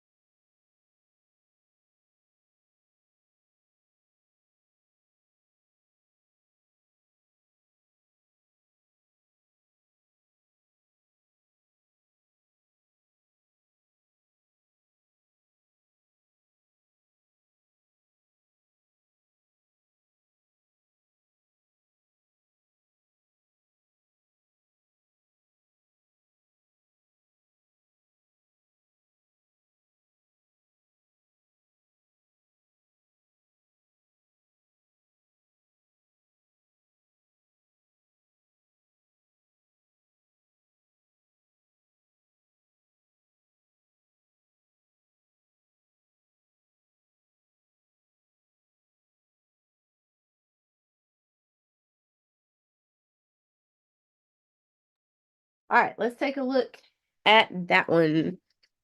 So, which of the following actions strengthens an argument? That would be addressing the counter arguments. So, even make sure you understand the thought process behind them, because they could ask you that as well. All right, let's look at this one. And I'm going to just put this one up here for time's sake. I'm going to just ask you this one. Which of the following characteristics weakens an argument? Would it be A, clear and logical organization, B, the use of credible and up-to-date evidence, C, acknowledgement of opposing viewpoints, or D, biased and subjective language? Now, the key word here is weakens. Which one weakens an argument? Yep, it would be D. We want to be careful of biased and subjective language because that could weaken an argument. Good, good. See, you're starting to get the concepts. So that ends 3.3. Now we're going to move in. We are going to power through these last 20 minutes. We're going to look at 3.4, analyzing and incorporating data using multiple sources. So this section is a pretty chunky section, but we're going to knock it out. So allocating data from various materials, so looking at different types of materials, evaluating different data sources, determining data relevant to a given claim or argument, analyze if the added material is needed to make a conclusion or an inference, analyze if added material would provide a stronger argument, and you should be able to produce data from different formats and create information from different sources to make predictions, inferences, or conclusions. I will say this about this section. This is kind of a summary of all three sections that we've already covered up until this point. So it works out that it is 3.4 because everything we've covered so far tonight, it builds to this section. So again, terminology is a big part of this one. Make sure that you understand that if you're looking at informational text, that means that you're looking at textbooks, newspapers, manuals. Graphic features means that you're looking at graphic and pictorial images. Graphic representations, that could be things like the titles and the subheadings that summarize the information that's being presented in a graphic or in a graphic representation. Couple of different types of sources, so different types of way information can be presented. That could be a pie chart, a flow chart, bar charts, graphs, maps. The TEAS used to love maps, let me tell you. Illustrations, so pictures of things, pictographs, and diagrams. Okay, so you might encounter any of these on the exam. But being able to find important data in a visual. Well, first thing you need to do is you need to be able to understand what type of graphic are you looking at. So what type of image is it? Okay. So that's important to being successful. So again, is it a bar chart? Is it a pie chart? Is it a line graph, map, etc.? Then make sure that you can identify key elements. So once you understand what type of graphic it is, then you want to look at the key elements that are being representative. So this is where you want to look for the title of the image. Look for headings. What are the labels? If there's an X and a Y axis, look for that. Look at what the labels are because that's important information for you to know. And that's going to tell you essentially what that graphic is trying to convey. What's the point it's trying to get across? Then that's when you're going to be able to analyze the data. So you're going to take those key elements you identified and you're going to analyze that data that's being presented in that graphic. So you're going to look for trends, you're going to look for patterns. Are there any outliers? So things that are kind of outside the norm of the data that's being presented. That's going to be very important to probably answering questions that you're going to get on this portion of the TEAS. Interpret the data. So they might ask you to make inferences and draw conclusions based off something that you're being given to review. And again, then that leads us into drawing those conclusions from that data provided. So I've got a lot on this page with deciphering visuals. So deciphering visual representations, there's maps, there's pictographs, bar charts. This can be important, but make sure that you understand the purpose of the visual. So why was this visual made? Was it to illustrate the number of McDonald's that existed in the world and it's breaking it down by the countries? That's important to know. Pay attention to the scale. Like I said, a couple years ago, they used to love to do maps on this exam. And then they would get students and they would throw in the wrench and they would make it a trick question because they would have a scale at the bottom. And if you didn't look at that scale, you would see that if it was like let's just say it was like on a graph paper. And for every square that map covered, that represented 4 miles instead of just 1 mile. You would think, oh, well, that's going to be 1 mile because it's one block. But every block stands for 4 miles. So actually, if you had to count what's the distance between the library and the park, and it's 4 blocks, one answer option might be 4 miles, but the scale's telling you that one block actually equals 4 miles. So if it's 4 blocks at 4 miles each, then that's 16 miles from the library to the park. So think about things like that. Let's see, where was that? Look for patterns and trends. So is there something that's continuous and repeating? Check the labels and the legends. Like I said, again, like checking the scale, check what the labels are. What's the X and Y axis? What's the legend say? Compare and contrast. So there's visual representations that are often used to compare and contrast different elements. Look for things like a difference in coloring, sizing, shading. So is something in polka dots? Has something been shaded in polka dots instead of in parallel lines? That could be implying different data.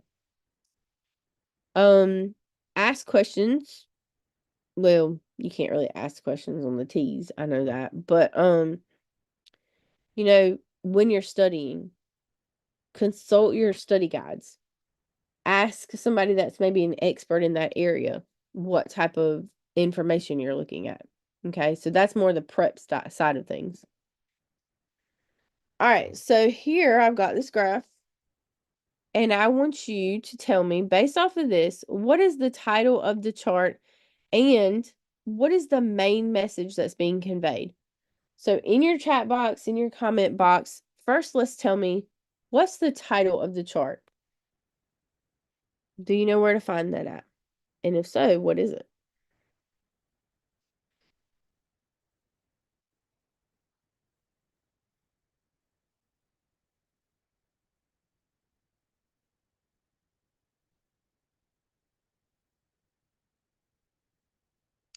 Yes, exactly. The title of it is McDonald's locations. So therefore, we know that this whole representation, this visual image, is representing McDonald's locations. Now, we can look down at the bottom and we can see that across the bottom, there's the labels Canada, Japan, China, United Kingdom, South Korea. This is telling us that we're not only looking at McDonald's locations, we're looking at them across the globe. So, what is the main message being conveyed? So, what would you say based off of this and this? What's the main message that's trying to be conveyed? And it doesn't have to be a theme. What are they just trying to tell me?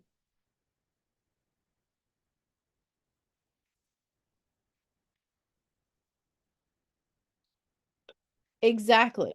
How many are located in various locations? Okay. So we're looking at different countries that there are McDonald's that are located in several different countries across the globe. Okay. So the number of McDonald's locations across the globe. Good. All right. Now I'm going to mute myself. You take a couple seconds, read through this, and ask yourself what information is being displayed on the x-axis and the y-axis. And then I want you to give me a little bit of information on how do they relate to the data that's being presented. Okay. Ready, steady, go.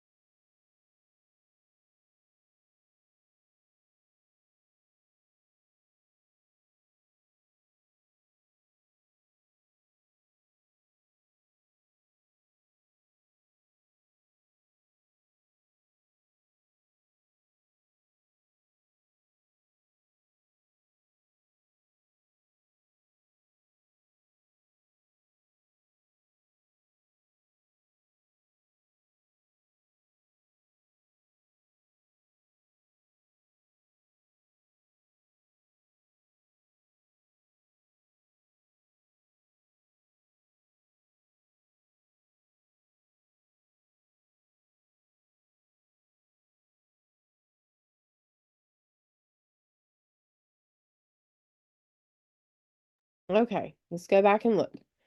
So the X is the countries being assessed. The Y is the number of locations or the different locations. Overall, how do they relate to the data being presented? So overall, this provides the information on the number of McDonald's locations in each country across the globe.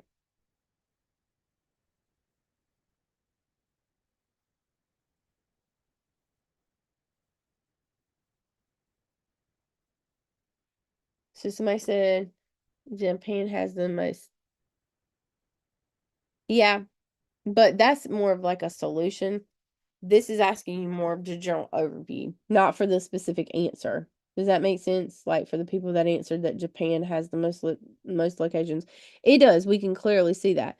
But how do they relate to the data being presented? So it's providing the information.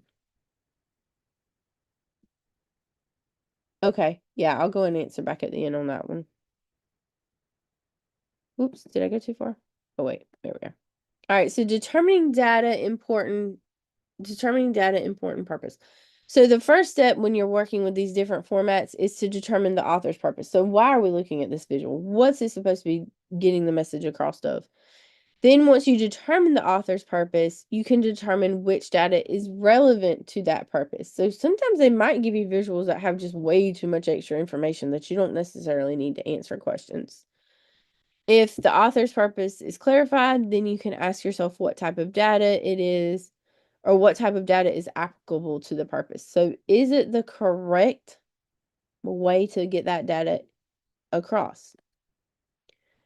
Now, when you're looking at data, make sure to keep in mind how to recognize misleading or prejudiced evidence. You don't want biased evidence within or biased presentation within your evidence. So check the source. If they give you a source note, check it. Like if you go back and look at this visual right here, see how I added that source note at the bottom? I'm telling you where I'm getting my source from. If that source note says Wikipedia, you better just hunker down because that's not a credible source. Check the data. Make sure it looks accurate. Make sure it looks complete. Make sure they haven't, omitted anything or left anything out that could make it hard to determine. If so, that might be a red flag as far as one of the questions that they might ask you about it. Okay. Check the scale. I cannot say that enough. I just remembered that when I took the TEAS, like I said, that was a big question that year that they like to use. And then check for something that we call cherry picking. So that's when only certain data points are included, and that's going to make the data look a certain type of way. So it's kind of like rigging the data. Again, check for bias. You don't want any language or visual clue or visual cues that could indicate bias. So not showing that you're being swayed from one side to another. That's important. And then last but not least, make sure you check for context. So consider the broader context of the data that's being presented and ask yourself, is this information being presented in a way that it's accurately reflecting the situation? Okay.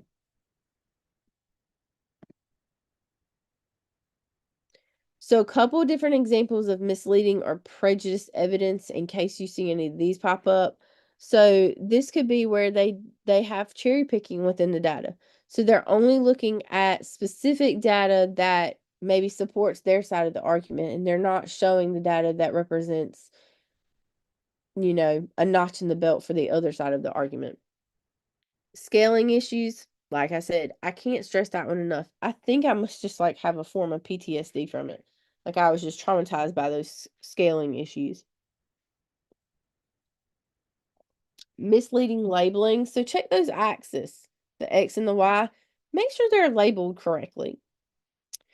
Has there been any manipulation to the visual elements? So did the size change from one graphic to a next? Like, especially if you have to compare to. I've seen that one before. Can't remember when it was, but I remember seeing it where there were two different graphics side by side, and it was kind of like, remember that game they put in the coloring books, like Spot the Difference? It's kind of like that. And then using biased sources. So you don't want to just use sources that are, unreliable. Wikipedia is definitely unreliable because anybody can go in there and edit that. But you want to look. Is it a .gov? Is it a .org? Is it a scientific journal that publishes research? Things like that to keep in mind. If there's a source note, pay close attention to it. They're not going to add something like that just for nothing. Okay? Now, utilizing crucial information in problem solving. This is just a couple of tips and tricks for you to take back later to remember by. But essentially what you want to do is you want to define the problem. Okay? So what question are you trying to answer? Okay? That's essentially what you're doing here. Gather the information. So look at the images that they've given you, absorb it, identify key elements, organize that information within your brain, or if you're taking, like using scrap paper to take notes, analyze that information. That's kind of like what we've been practicing so far with drawing conclusions and making inferences. And then the other two we'll talk about later.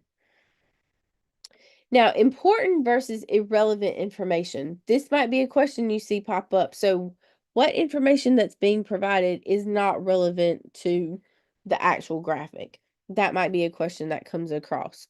So, again, you want to identify the main argument. That's going to clearly help you identify what's important to be talked about. Determine the scope. So, is the author focusing on a specific aspect? Or is it a comprehensive overview? Think about things like that. Look for supporting evidence. So, did they provide any sources? Did they cite anything? That's important to, and like I said, if they include a source note, ding ding, there's a red flag. Make sure to look at that. Consider the source. So again, if that person doesn't seem qualified, hasn't studied substantially on it, yeah. So pay attention, especially when they have those texts. It may not always be a visual that you're looking at. They might give you a paragraph summary of it, and they might tell you about that person and say, Dr. So-and-so, Dr. Frankenstein. And that's going to kind of help you there. All right, so reinforcing argument and author's purpose. Again, I'm going to kind of just beat that dead horse. So identify that main argument. You've always got to start there. What's the claim that's being made? Okay. You can't reinforce and support an argument if you can't even identify it. Look at what evidence is already being given. Is there something else that could have been said to make this a little bit stronger? Not that you're going to rewrite it and they're going to republish it. I'm just saying, like, could something have been said a little bit clearer or in a better way? Where was I? Research. So conduct research to identify additional evidence. That's not really applicable to the TEAS. I don't know why I put that up there. I think I was just kind of helping you prepare for your English classes. All right, so I've got this visual over here, this lovely little visual I made, and I want you to answer this question. Based off this visual, what branch of the government makes laws? Okay, I'm going to put 30 seconds on my timer, and then we'll come back and check. Ready, set, go.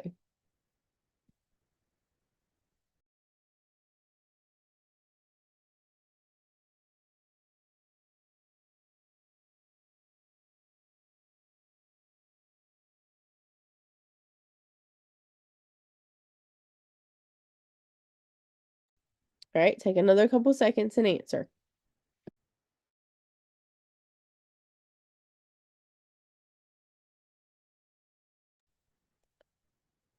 All right. So what branch of the government makes laws? So we come over here and we see executive branch, legislative branch, and judicial branch. And then below that, we see enforces laws, makes the laws. Oh, makes the laws. So I'm looking for B, legislative branch. Okay, that was B. All right, take a couple seconds and answer this question for me, okay? Ready, steady, go.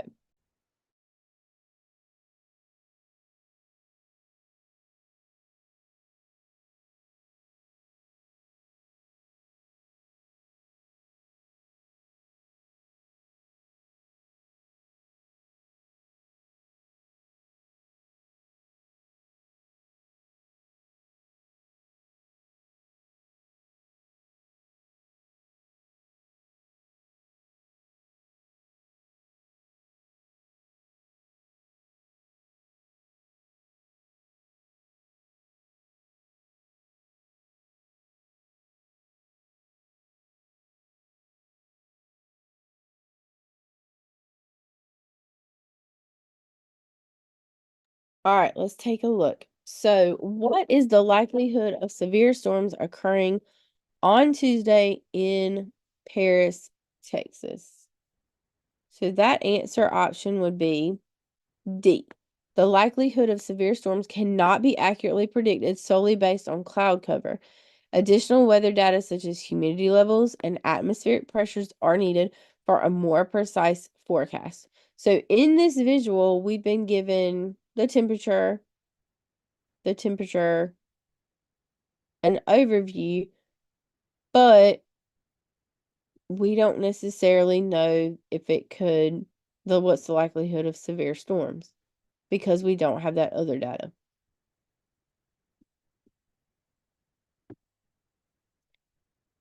All right, so that's it for tonight.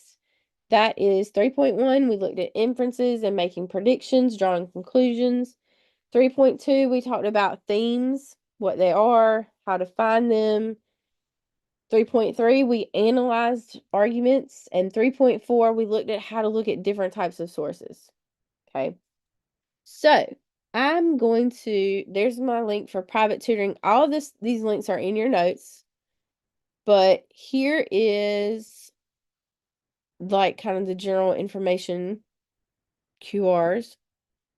And while I am working on converting these notes, you're welcome. If you would like to take this survey right here, you can scan that with your phone, or I'm not sure how to do it on a computer, but you can go to scan this QR code right here with your phone and answer or provide us some feedback for this survey. And while you do that, I am going to convert the files. So give me just 1 minute. I'm going to pause my screen. And I'm going to mute myself too because I'm going to have to type and it can be clicky in your ear. So give me 1 second. Watch your chat or your comment box because I'm about to post the links. Okay? Hold on 1 second.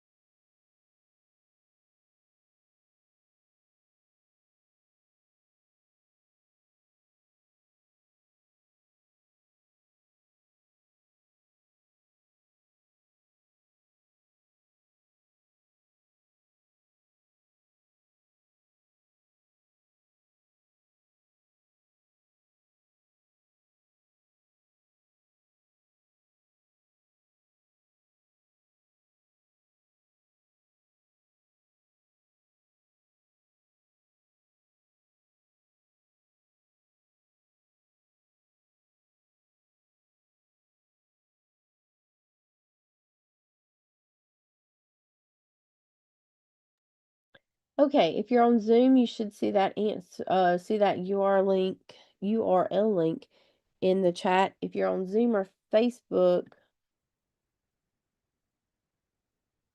you should see it in the comment section now. Let me know if you cannot see it in Zoom or on Facebook/YouTube.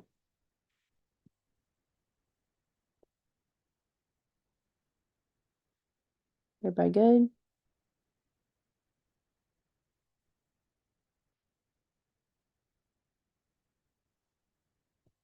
Awesome. All right. Well, any last questions before we head out for the night?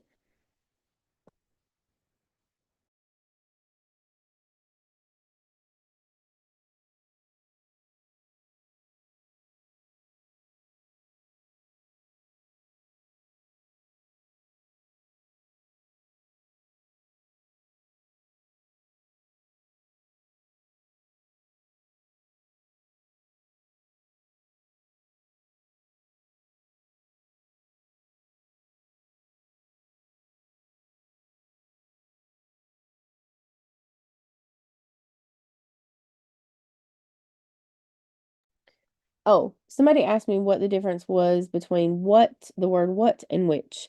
So the word what is kind of like the object itself, like there are, whereas which would be more optional, if that makes sense.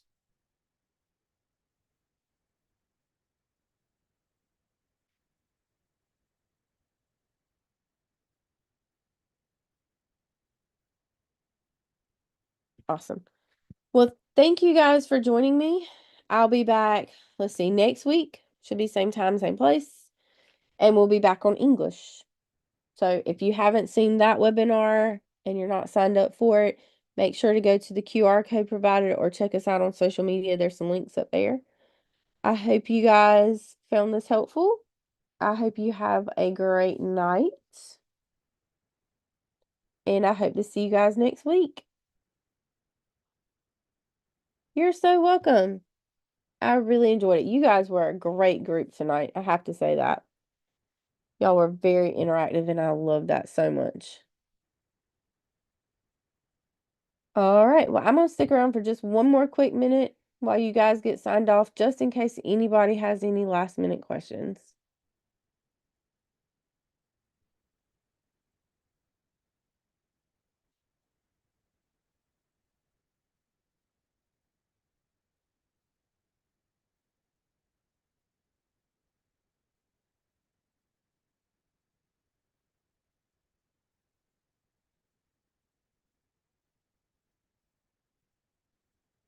All right. Well, y'all have a great night.